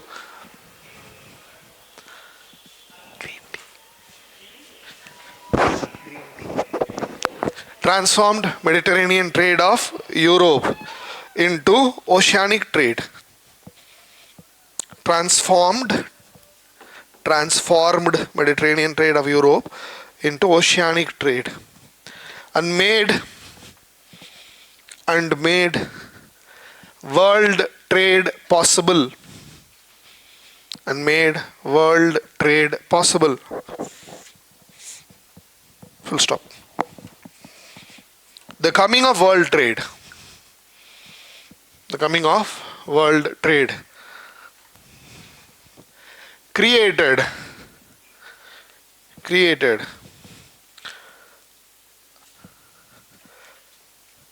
a significant demand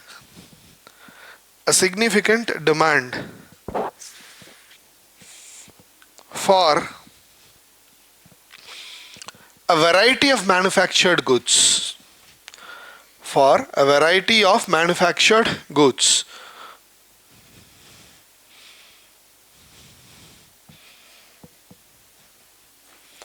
Variety of manufactured goods. Full stop. But the traditional methods of production,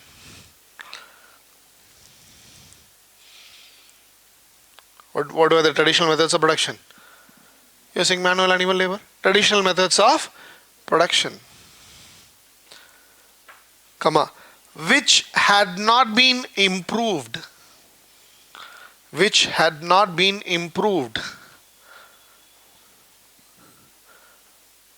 Over ages. Improved over ages. Meaning many centuries. Over ages. Were clearly inadequate. To meet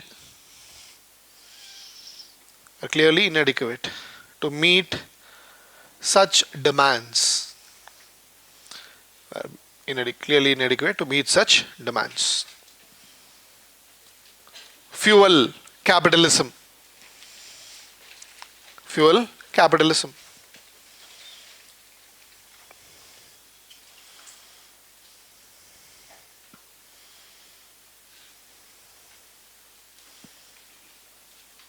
Profit-minded capitalists.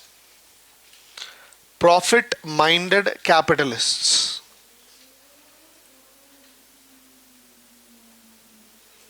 Profit-minded capitalists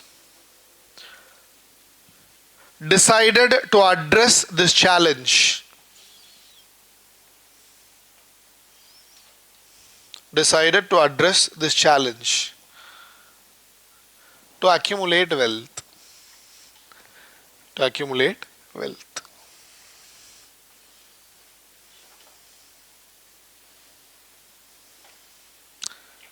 Full stop. They established control over the factors of production. They established control over the factors of production. You already know what the factors of production are. Land, labor, capital, entrepreneurship. They established control over the factors of production. And hired workers. And hired workers. Hired workers. To meet the demands of the global market. Hired workers to meet the demands of the global market.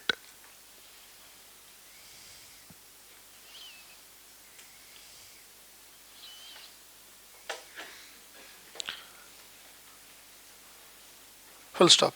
In order to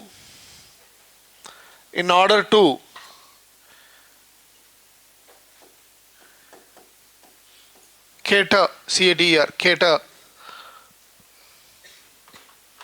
in order to cater to the demands of such a vast market, in order to cater, matlab produce, to meet, in order to cater to the demands of such a vast market, they needed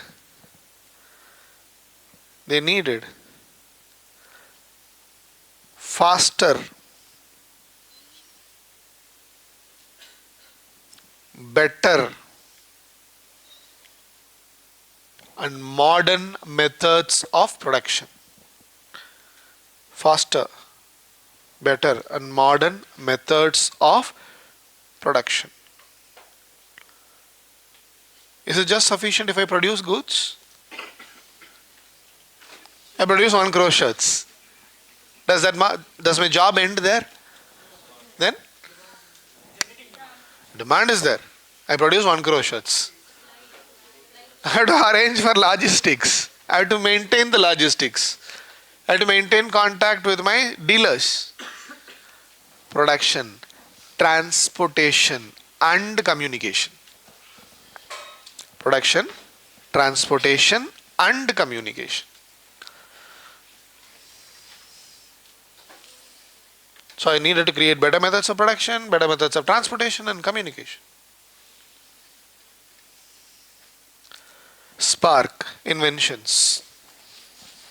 Spark inventions.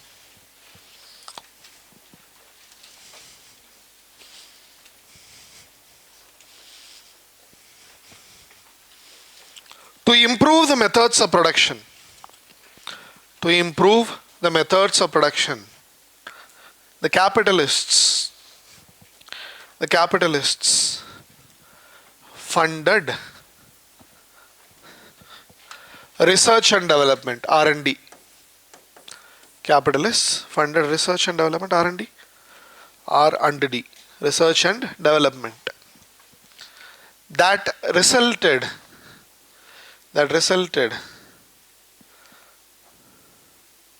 in new inventions.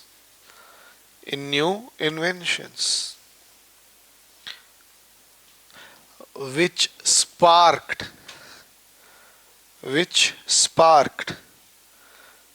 industrial revolution.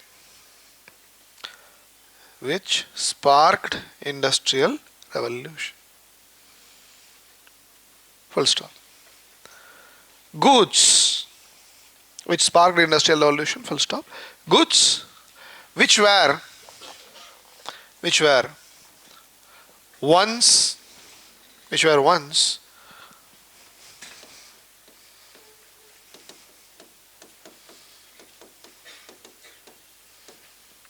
painstakingly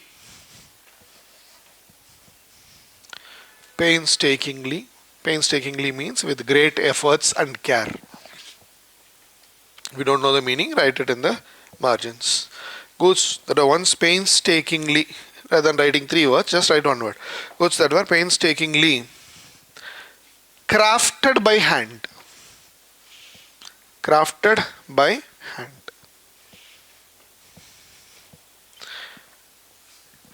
Came to be produced in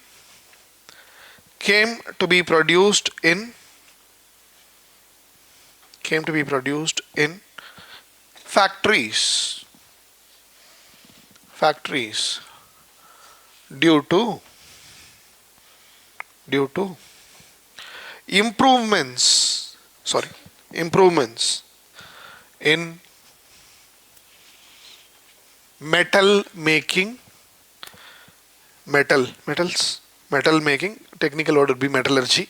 Yeah, due to improvements in metal making, mining,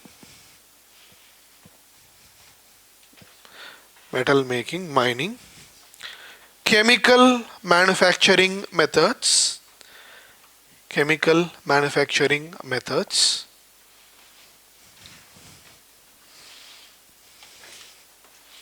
and efficient use of water and steam power.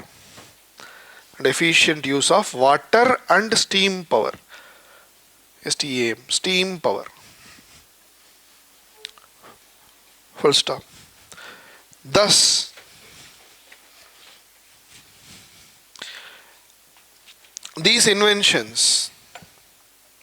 such inventions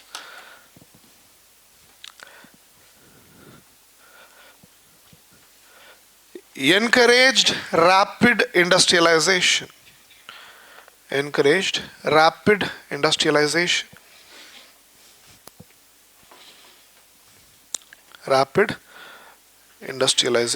Full stop. Fire. Imperial colonial policies.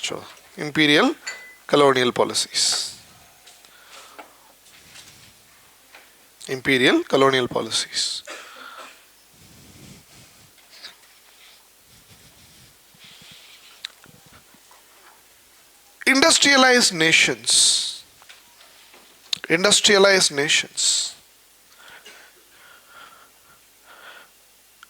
needed an unlimited supply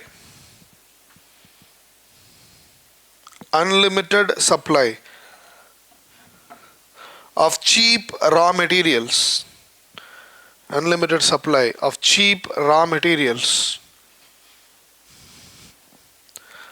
and access to new markets,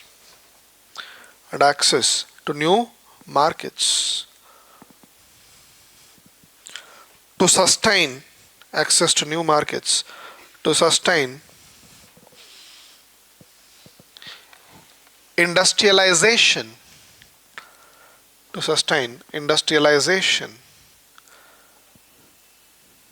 and economic prosperity.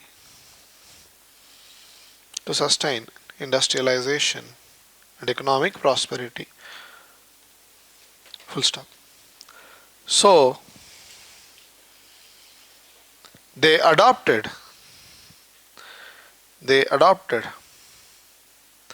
imperial and colonial policies,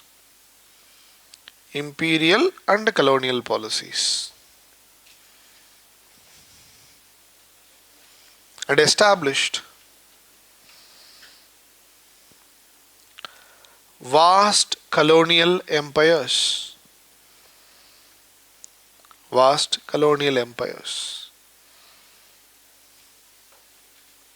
which turned the spark, which turned the spark into a raging, R-A-G-A-N-G, raging, intense. It turned the spark into a raging fire. A raging fire is one which cannot be put out that easily. Turn the spark into a raging fire. Hardly 1.5 pages, I believe. That is the answer for a 12.5 marker. If they ask you to discuss the causes for industrial revolution, just write that. Bas, okay. If you got any doubts till now, please ask.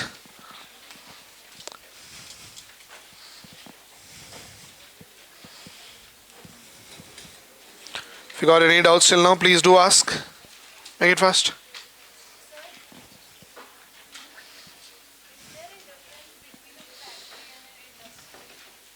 Obviously, yes. A factory is an individual unit. Industry 1 is large scale. It can also refer to a sector. Factory is a particular production facility. Next, IAS refers to one of the coaching institutes. Civil service examination ka coaching institutes. That refers to the whole industry. I hope you're getting it. That's the difference. Tata Iron and Steel Works. Industry. One fact, they can have multiple factories. I hope you're getting it. Anything else? So origin and salient features. As I have told you in the introduction, Industrial Revolution started in a country called Britain. But before that, before we discuss the origin, I need you to know the difference between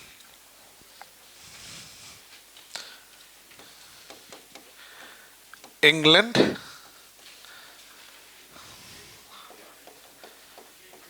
Great Britain and UK. Can somebody tell me the difference?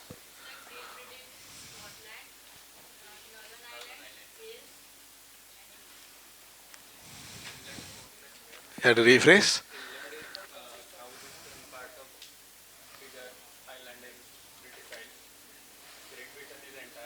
If you look at the north, okay. If you look at, don't get confused. North, south, east, west.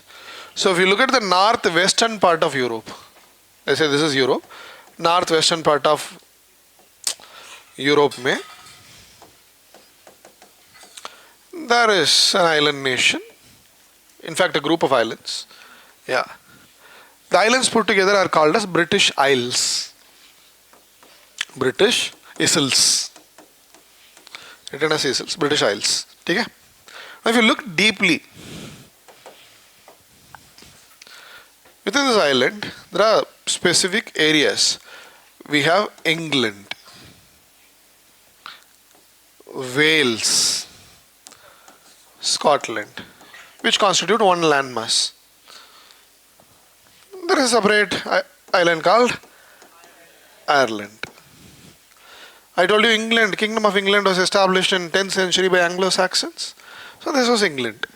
Later the rulers of England also occupied Wales. It became the Kingdom of England and Wales. Subsequently they also occupied Scotland. So England, Wales, Scotland, EWS quota is nothing but Great Britain. We don't want to call them great every other time. So Britain. The rulers of Great Britain conquered Ireland around 1801. Year is not important. Conquered Ireland. So, if I get EWS quota, that is UK.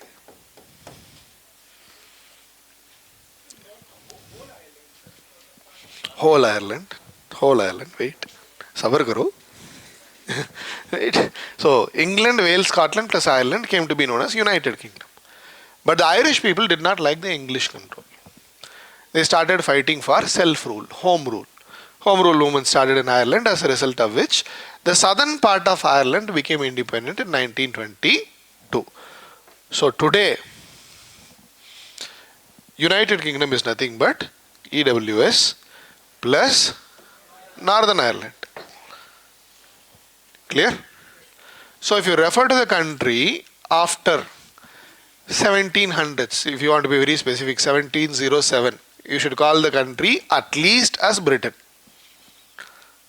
If you refer to the country after 1800s, you should call the country as UK. Today the country is called UK. Son-in-law is ruling it. Rishi Sunak. Yeah. Narayana Murthy, I hope you know.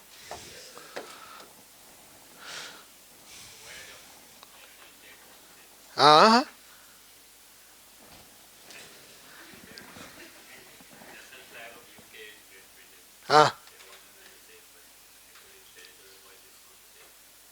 It's okay. It's a tradition that they continue to follow.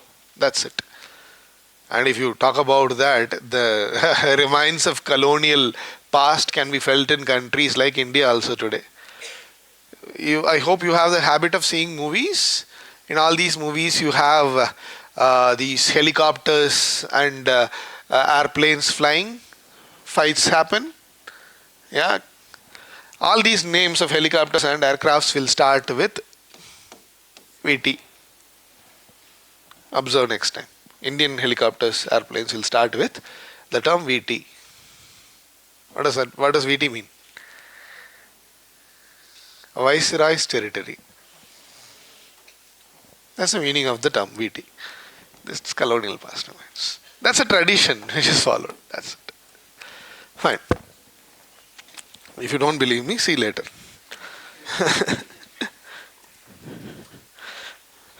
Fine.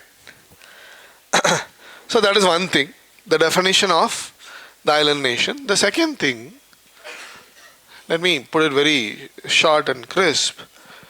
There happened a major transformation in British politics called as Glorious Revolution in 1688. Glorious Revolution. That's the background story. You will not get a direct question about Glorious Revolution, but just know Glorious Revolution. Now that you know what is Britain and UK, there happened something called Glorious Revolution. Do you remember Catholic Christianity and Protestant Christianity? So Britain had a fair share of Catholics and Protestants. Britain had a fair share of Catholic and Protestant population. And most of the British kings were Protestants. Most of the British kings were Protestant Christians. Also, parliamentary ideas had already been introduced in Britain from 13th century. Are you getting it? The inspiration for parliamentary ideas in Britain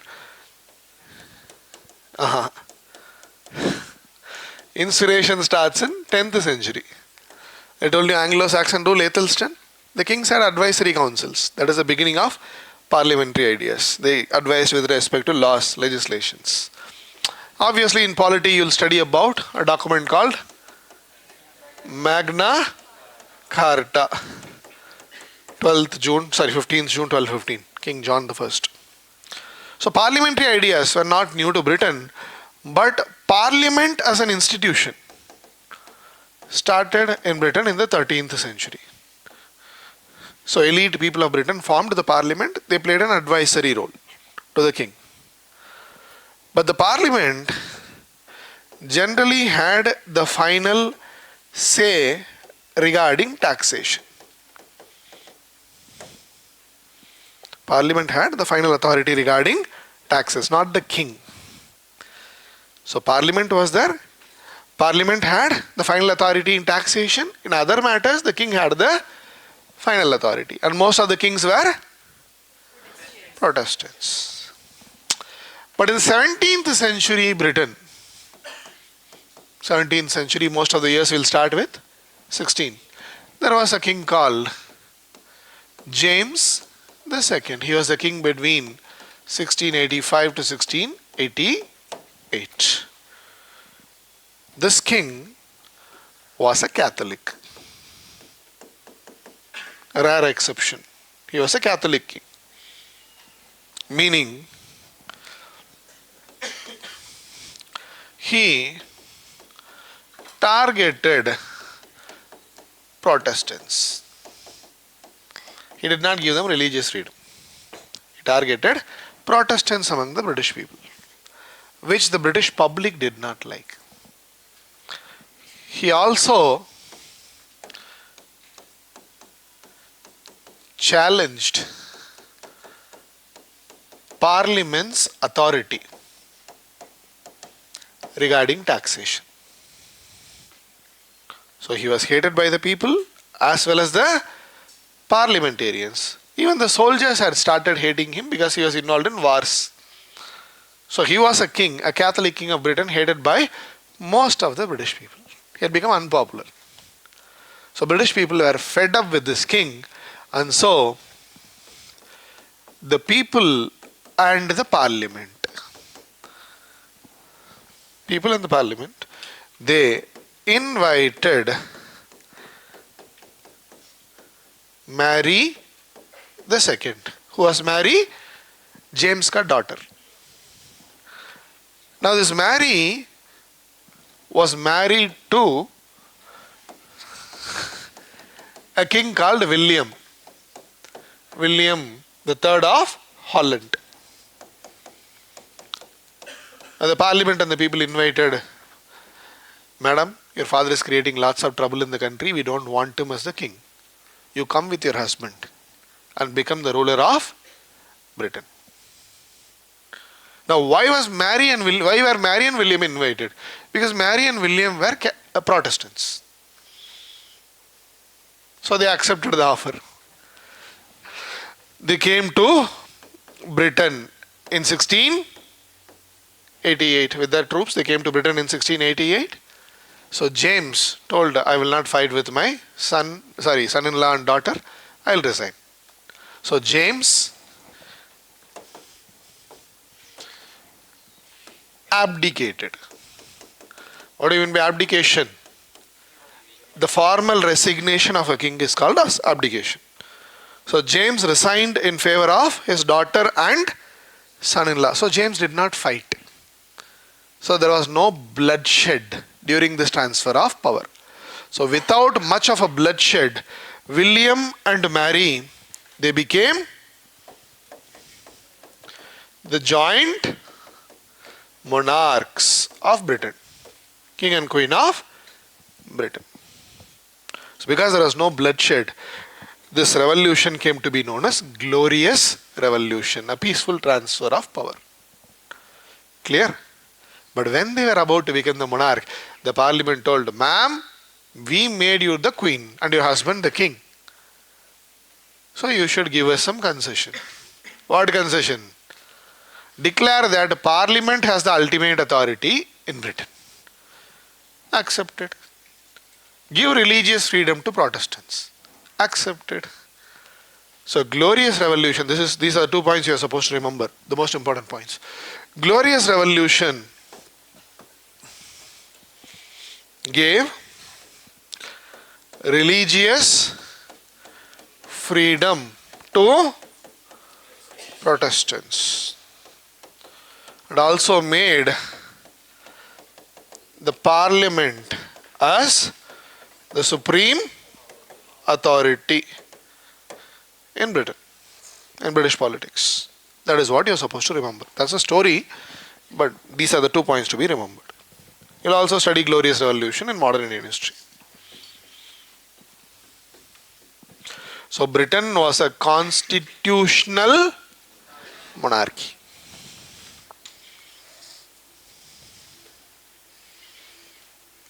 Are you able to understand? So it is because of the Glorious Revolution, the Protestants became influential in Britain. Why? They got religious freedom. So Protestant Christianity was encouraged. What will happen if Protestant Christianity gets encouraged? Rationalism would be promoted. Why? Protestants are rational Christians. What if rationalism gets promoted? your country will become modern due to the growth of science and technology. You will not get a direct question about this. Just understand that Britain had given religious freedom to Protestants, and Britain had a parliamentary form of government. Parliament's authority was supreme. Star conditions apply. There are loopholes. That's fine. Before the British Parliament passes any law, the monarch has the power to review the laws and make changes in the law that affects the powers of the monarch. He cannot change the clauses with respect to the people, but if some provision in that law affects the monarch's powers, he could change that. Clear?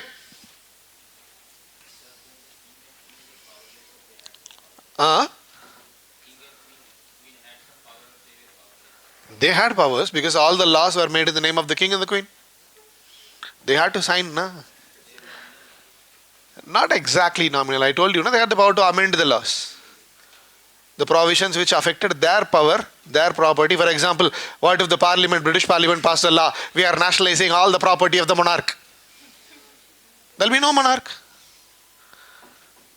So before that law is passed, the king has the right to read, amend and sign it. No, you cannot nationalize, change this. Not exactly ceremonial. Hidden powers are there. They could influence, na? They could influence. Because laws can be interpreted in different ways. You can interpolate, extrapolate. But yet, on the face of it, yes, constitutional monarchy, parliament's authority is prime. Fine. The first industrial revolution.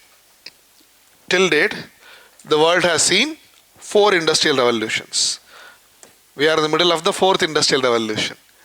That's your next assignment. What are the different industrial revolutions that have happened till now? Tell me on Monday. Different industrial revolutions that have happened till now. Give me the timeline. Where did they happen? What were they about? Give me some basic details. But of these 4 industrial revolutions, the first one started in Britain. And as far as most of you are concerned, you know the land area of Europe? What is Europe's contribution to world's land area? What percentage of land mass is Europe of the whole world? Roughly about 6.7 percentage. 6.7 percentage.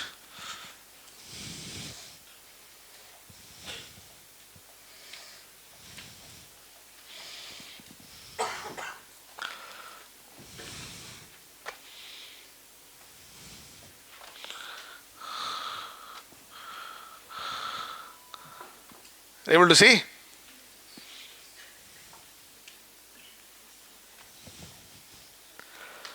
You tell me which country is largest, not exactly country, which is larger, Greenland or China, which is larger?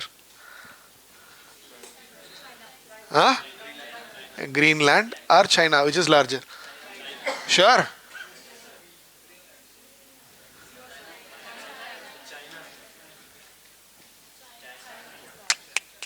Okay.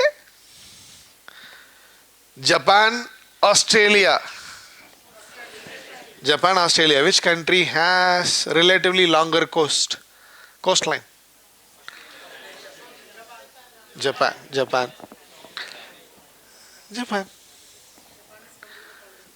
Which is larger, North America or Africa? Africa. Which is wider, Africa or Russia? By what margin? Roughly, give me an idea. Double the size, triple the size?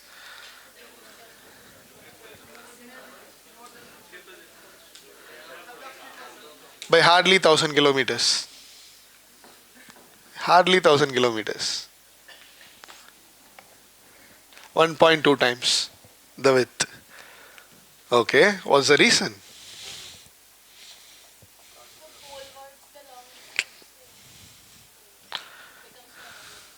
It's okay. That's the real world map.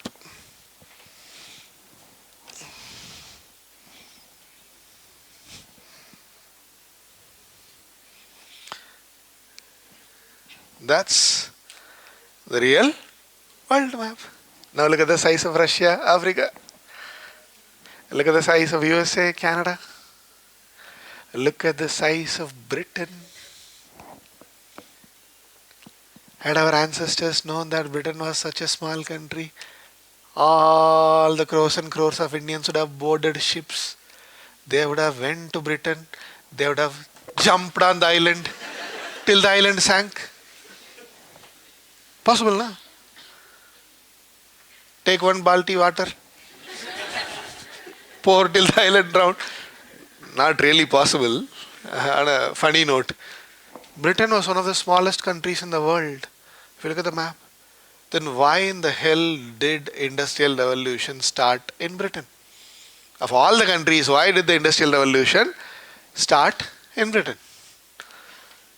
So the factors associated with the origin of the industrial revolution in Britain.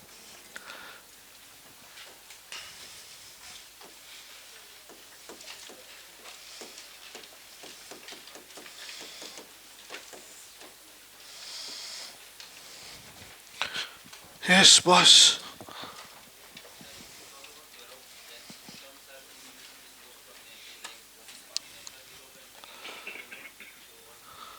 Continental Europe matlab excluding the island of Europe. The continent of Europe matlab including the islands. Clear?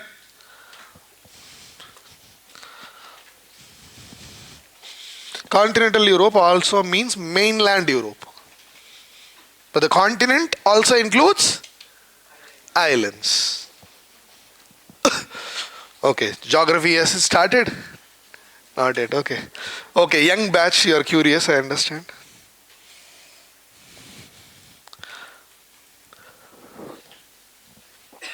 So what were the causes for the industrial revolution originating in Britain? We'll start with political causes. We'll start with political causes. The first political cause,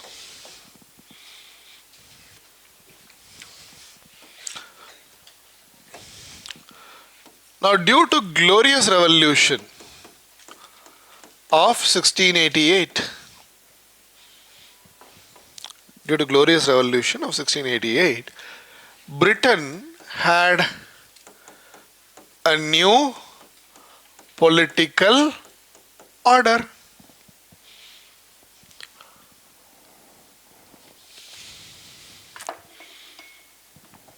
What was the new political order? Parliament's authority was prime or supreme in Britain.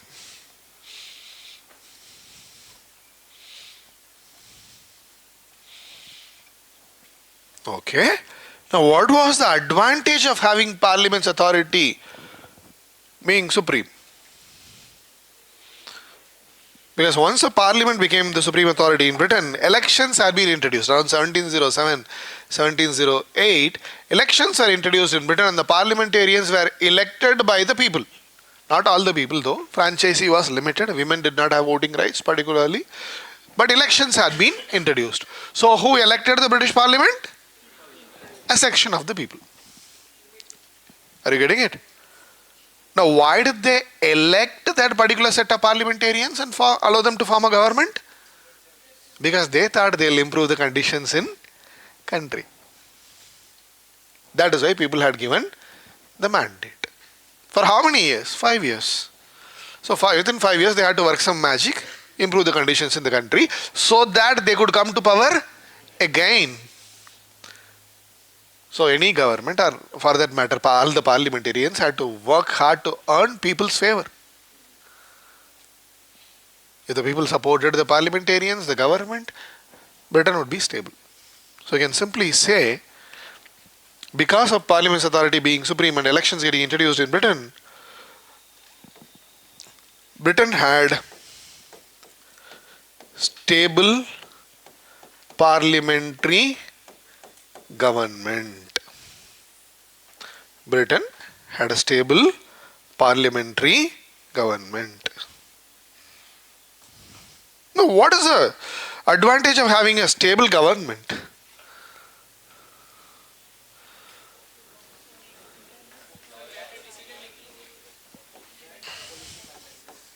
The country will have political stability. The parliamentary government of Britain provided political stability. They had a concrete set of ideas, vision regarding the next 5 years. Political stability. 2. The parliamentary governments were welfare oriented. What do you mean welfare oriented government?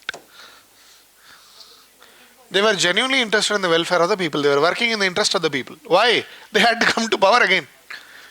Welfare oriented. They genuinely wanted to improve the conditions in the country. Now, if you want to improve the conditions in country, you have to give importance to the maintenance of law and order. You have to preserve the peace and order in the country. So these parliamentary governments ensured peace and order in Britain.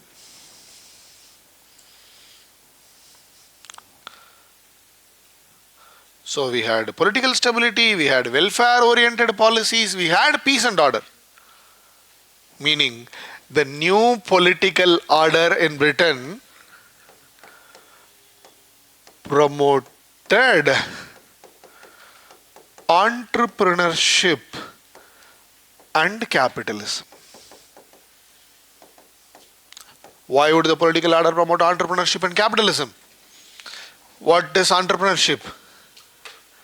Establishing a business, taking on financial risks in the hope of making a profit. Okay, now when will you be willing to take a risk? A war is going on. Will you launch a company? You do not know whether you will get defeated or not. Why would you launch a company? But country is peaceful. There is no war for the past 10 years. Will you launch a company? So the political climate in Britain made the capitalistic class confident to take risks. That is the most important political factor responsible for the industrial revolution starting in Britain. The second set of factors are causes.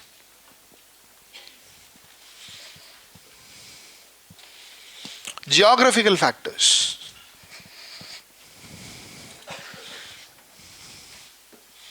Or geographical causes.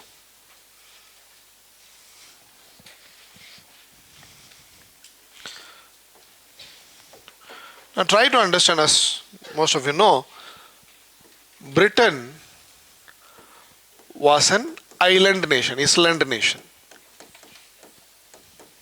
Island nation, that's the correct pronunciation. It is separated from mainland Europe by the English Channel. I hope you know. There is a meaning Britain was relatively isolated from mainland Europe. It's a part of Europe, but isolated from Europe. Meaning this location of Britain proved to be advantageous. Location as a relatively isolated island nation was advantageous. Why was it advantageous? Because such a location, unique location, ensured protection. If any European power wanted to conquer Britain, they had to wage a naval battle, which was not easy in those days. So the isolated location of Britain as an island nation ensured protection. Okay. What if the British people wanted to go to France? Which mode of transport did they use? They had to use water transport. They had to use boats and ships. So this location of Britain encouraged the development of a strong shipping industry. Strong shipping industry. Sir, what is the advantage of having a shipping industry?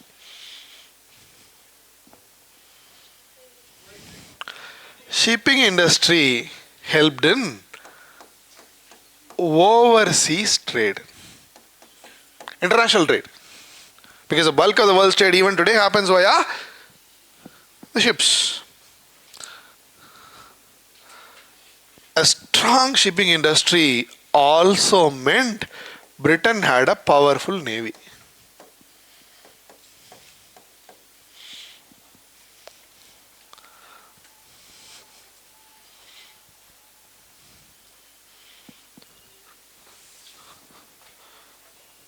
Because there was a powerful navy, the safety was enhanced.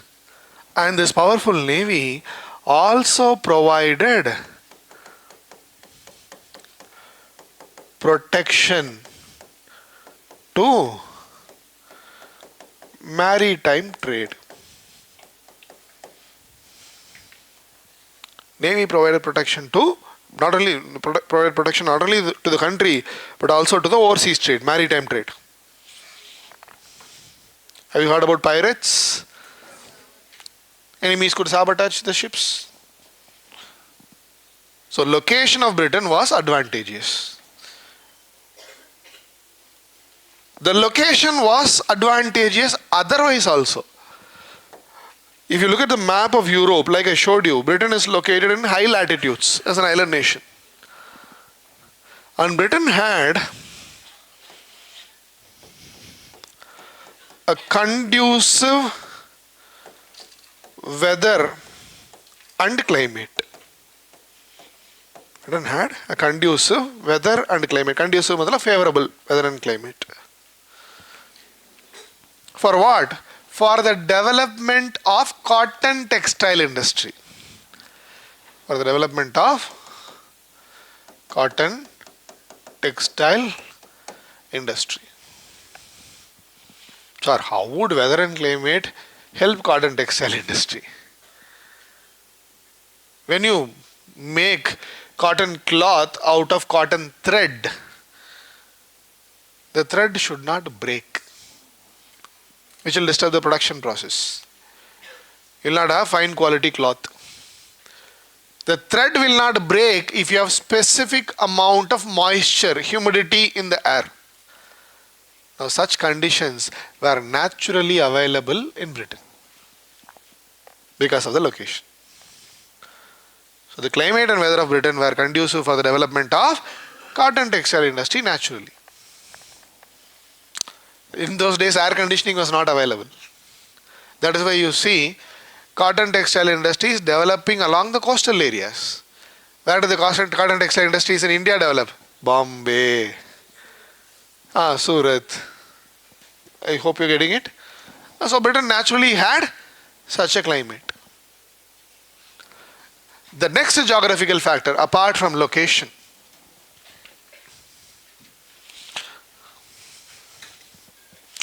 was water resources of Britain. Water resources of Britain. Very small country, but Britain had hundreds of small streams and rivers. Hundreds of small streams and rivers. Sir, what is the connection between rivers and industrial revolution?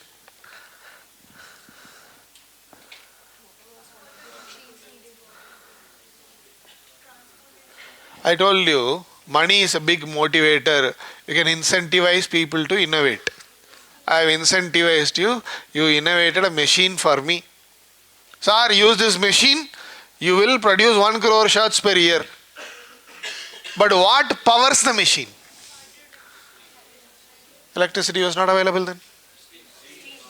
Steam was not available then. Either you have to power the machine manually. If the machine is too big to be powered manually, either you have to become a Hulk or you have to become a better power source. What is a better power source? Water. Have you seen Persian wheels? Huge wooden wheels dipped into flowing streams of water. Water moves the wheels, the wheel moves the machines. So Britain had enough water resources and water power which could be used to operate the early machines. Water power was used to operate machines. And subsequently, during the days of Industrial Revolution, Britain they developed water channels and networks running for a length of approximately 2 lakh kilometers. Small networks, but networks had been developed. So if you see the physical map of Britain, it will be completely blue in color. So many streams and rivers and rivulets. So these are the geographical factors as to why the Industrial Revolution started in Britain. What were the economic causes or economic factors?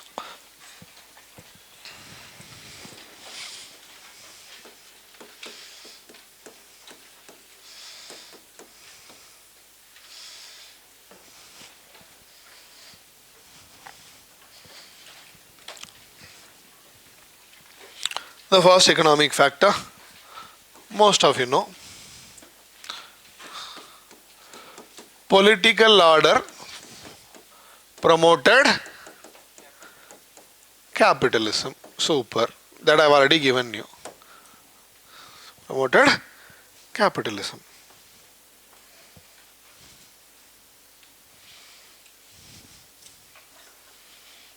Okay.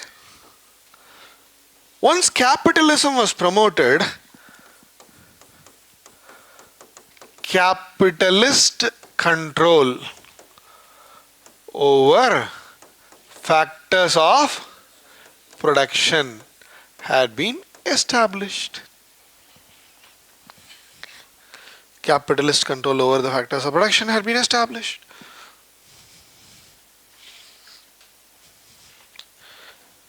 So what were the factors of production? Land, labor, capital, entrepreneurship they already had. Yeah.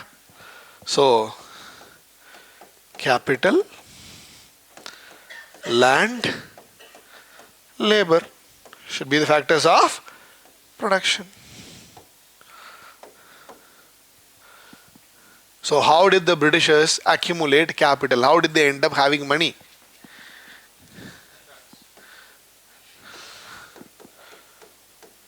Capital accumulation happened in Britain because of foreign trade due to commercial revolution. Commercial revolution was happening, Britain was participating. So increasing foreign trade led to capital accumulation. 2. Mercantilism. British people were mercantilistic. British government was also mercantilistic. Britain wanted to accumulate wealth, so did the British capitalists. Mercantilism. Mercantile policies, you can say. So if you are mercantilist, you will obviously promote mercantilism was the driving force behind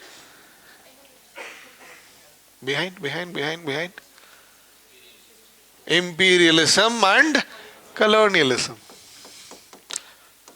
Because the British government and capitalists wanted to accumulate wealth, they promoted imperial and colonial policies. Classic example would be British East India Company establishing control over Bengal. Have you heard about the Battle of Plassey? 1757, Battle of Buxar 1764, after which the Britishers signed the Treaty of Allahabad.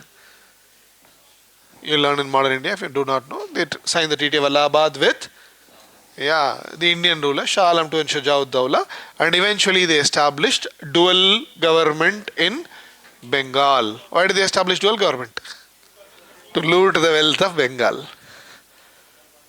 Are you getting it? So Britishers established control over Bengal. They looted the wealth of Bengal, which resulted in a huge famine in Bengal.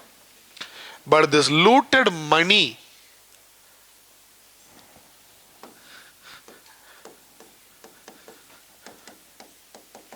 was used to finance Industrial Revolution. If you read the NCERT, you'll get to know within 3 years of dual government, Britishers exploited Bengal to the tune of 6 million pounds, British pounds. So this money was used to fund the Industrial Revolution.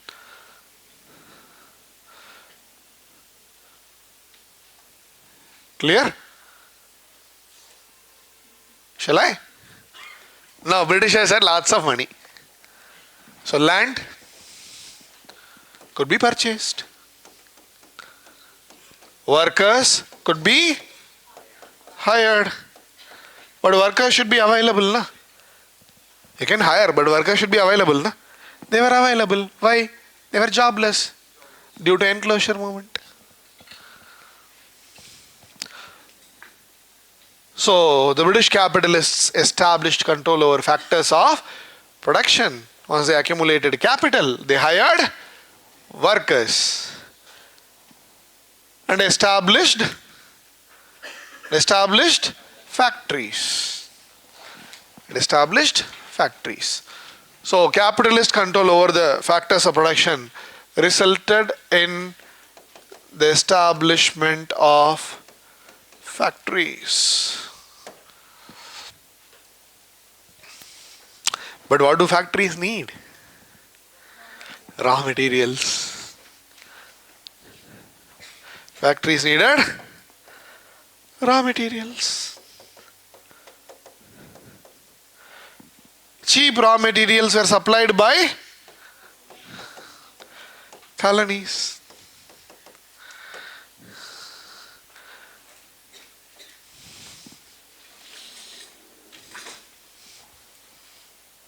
Britain had a colonial empire, right? So cheap raw materials are supplied by colonies. What were the prominent colonies of Britain? Not the whole India. Some power centers in India like Bombay, Madras, Calcutta, and they had 13 colonies in North America. 13 colonies in North America. So they provided the raw materials, particularly Bengal in India. But what do you need for processing the raw materials? Machines.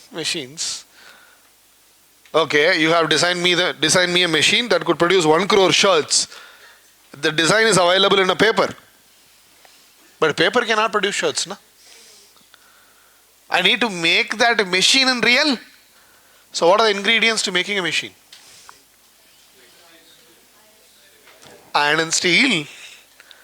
But what are the ingredients to making iron? Iron ore, and you need some fuel to heat the iron ore. So you need fuel and iron ore. Am I right? So naturally, Britain was blessed with coal and iron ore deposits. Coal and iron ore deposits. Sir, what if coal was not available? You can use wood, na? You can also use wood to melt metal. You can use charcoal. Charcoal is partially burnt wood. What is the problem with wood and charcoal? Don't get technical. Don't talk about technical ideas, calorific value and all. One, they are available in limited quantities. And you cannot go on cutting down all the trees in the country. Am I right? So because they were available in limited quantities, wood and charcoal were very costly. But coal was naturally occurring. Only you had to dig and extract coal. So coal was readily available. Because it was readily available, it was cheap. In fact, it was 1/3 the cost of wood and charcoal. So cheap fuel was available in Britain. So readily available, it was cheap, and so it reduced the cost of iron production. Not iron, iron production. Nobody will run iron production. Reduce the cost of iron production. Why? Fuel was cheap. Iron ore deposits are also there. Now using this iron ore, iron and steel could be produced. Iron could be produced. Yeah. And this iron could be used for making machines and creating infrastructure like factories, transport facilities,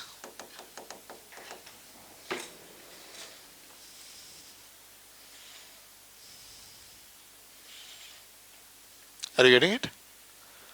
So capitalism was encouraged, led to capitalist control over factors of production, raw material was available, cheap coal and iron deposits are available. Okay, sir. What if I have a capitalistic mindset but not capital? What if I have a capitalistic mindset but not the money? Loan. Let's say you are running a bank. I don't have money, I have an idea. If I approach you, will you give me money? Yes, if you are impressed with my idea. But for that to happen, there should be a bank. Were banks available in Britain? Yes, because historically mercantilism was promoted in Britain. Am I right? Due to the promotion of mercantilism, Britain had a centralized banking system. Central banks are available in Britain. For example, we had the Bank of England, which was established in 1694.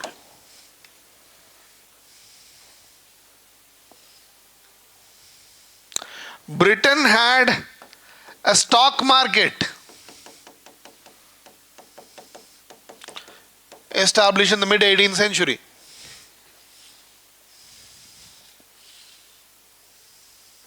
So I could raise capital if my idea was impressive. Meaning Britain had modern financial institutions. So modern financial institutions promoted industrialization.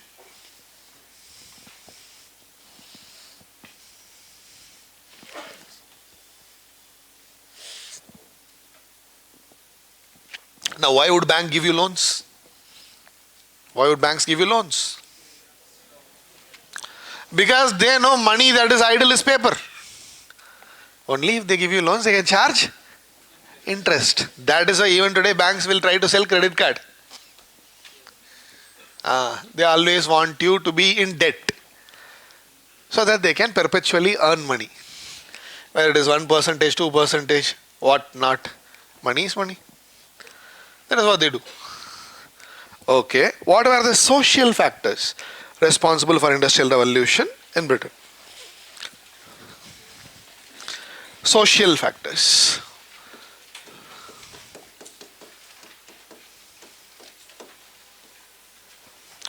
Social factors.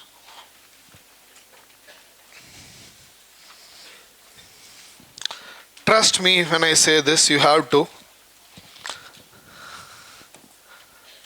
British people had natural business skills. They were famous for their natural business skills. As a society, as a set of people, they had extraordinary business skills. I can even go on to the extent of saying that they were born businessmen. Born businessmen. Why? That is a natural trait. Maybe it is in their genes. Yeah. Which is the most successful capitalist country in the world today? USA. Star conditions apply. There are other countries, yeah, which you might not expect. Anybody? Israel. Israel. Okay, that's debatable. That's fine. It's okay. Why? Why is USA the most successful capitalist country in the world today? Because they are British. Because the founding fathers of USA were people of British origin. Seriously. And when it comes to Americans, they just mean business. Classic example, Trump. They just mean business. Yeah.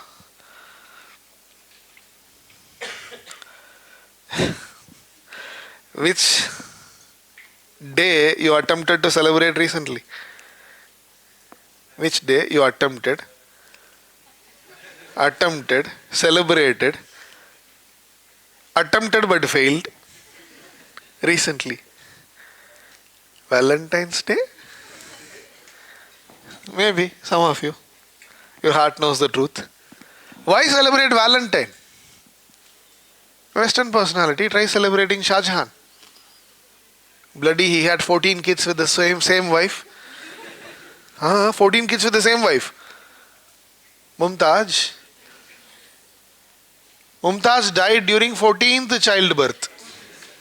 Shah Jahan was heartbroken that he could never have the 15th kid. Mumtaz was dead, na? So the 15th kid was Taj Mahal. Are you getting it? But we have comfortably forgotten Shah Jahan. Have you heard about a company called Hindustan Unilever? What does the company produce? Any BBA, MBA graduates here? What does the company produce? Hindustan Unilever. Most of you might say FMCG, fast moving consumer goods. The company does not produce anything. The company is a marketing company, a marketing conglomerate. Wow. We manufacture, they market, and the profit. Who owns the company? British and the Dutch. British and the Dutch own the company. Name is Hindustan Unilever. Search de do. That is why they are expert business people. I hope you are getting it. They westernized India, na? They introduced a different educational system in India. They westernized India. We have become westerners in our taste, ideas, moral, intellect. Let's say tomorrow morning you wake up only to see that your waist size has increased by 5 inches. Imagine. Imagination will not hurt you. Yeah. Sometimes it pains. Yeah, it's okay. There is no alternate other than changing your wardrobe. Because all of us are wearing ready-made garments. Am I right? Waist size increases by 5 inches, gone. You cannot come out. The only alternate is a towel. Or the Indian way of dressing. One dhoti fits all. There is no extra small, medium, XL, double XL. One dhoti fits all. Bloody. One sari fits all. Dhotis are generally white in color, so it is sufficient if I have just 2 dhotis. I will wear one, wash the other one. There is no pressure on me to buy. Air conditioning. No infertility. That's also business. Europeans make a business out of everything. born business people. ठीक है? You cannot win with them in business. Classic example, I was working in a company called Larsen and Toubro. I was in the marketing department. The Spokane machines, earth moving machines. And we have huge targets like 150 crores a year. And one fine year we decided to give gifts to our customers who are really rich. So we chose a Reebok shoe which was worth 3,000 rupees. Market price was 3,000 rupees. But we needed 1 lakh pairs. So we approached the company directly. And they provided 1 lakh pairs. So can you guess the price at which we got the shoes? Market में 3,000 rupees. Company में 148 rupees per pair.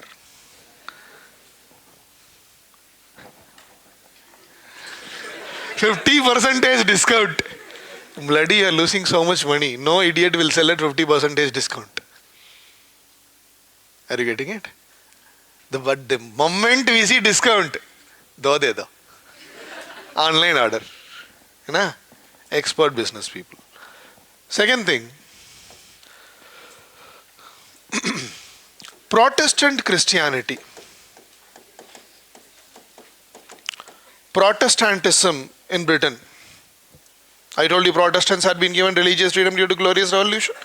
So Protestantism in Britain promoted education, rationalism, as well as capitalism. Because Protestants are logical people, so are business people. So it promoted education, rationalism and capitalism. Britain already had some of the world-renowned educational institutions. Britain had, for example, Oxford, Cambridge, Oxford, 11th century, Cambridge, 13th century. So Britain had world-renowned educational institutions, and Protestants promoted education further.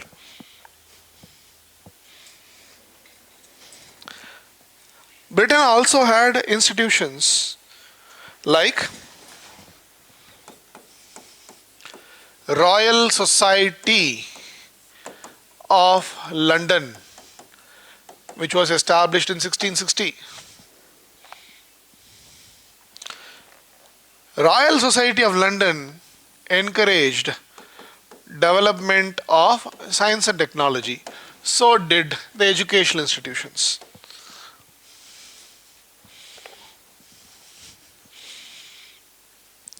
So promotion of education, promotion of innovation by institutions like Royal Society of London resulted in new inventions which made industrial revolution possible.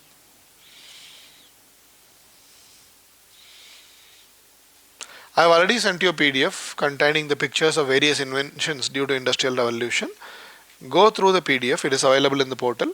Download the PDF, keep the PDF with you. In fact, all the handouts associated with the world history had been uploaded. You can download all the handouts and keep them handy with you. Yeah. Portal mein. Now you might ask, sir, you told there were some political factors, geographic factors, economic factors, social factors in Britain that made the industrial revolution possible. Yes. Were these factors not available in other countries? France was a bigger country. Spain was there. Portugal was there. In fact, France and Spain were the countries that spearheaded commercial revolution, age of discovery. Yes, other countries also had some advantages. Some countries had political factors, some countries had economic factors, some countries had social factors. But all these factors had come together in only one country, Britain. That is why the Industrial Revolution started in Britain. Before coming to the next class, these are the assignments, note down. Read the list of inventions given in the handout. Just read the list of inventions. 1, 2, second assignment.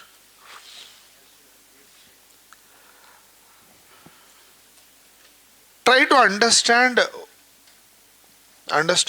the basic definition of communism and socialism. Referred from any standard source or from the handout. Try to understand the basics of communism and socialism.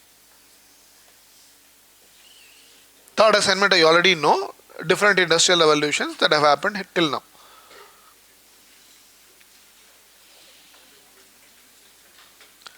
If you have a doubt, stay, else you are free to go.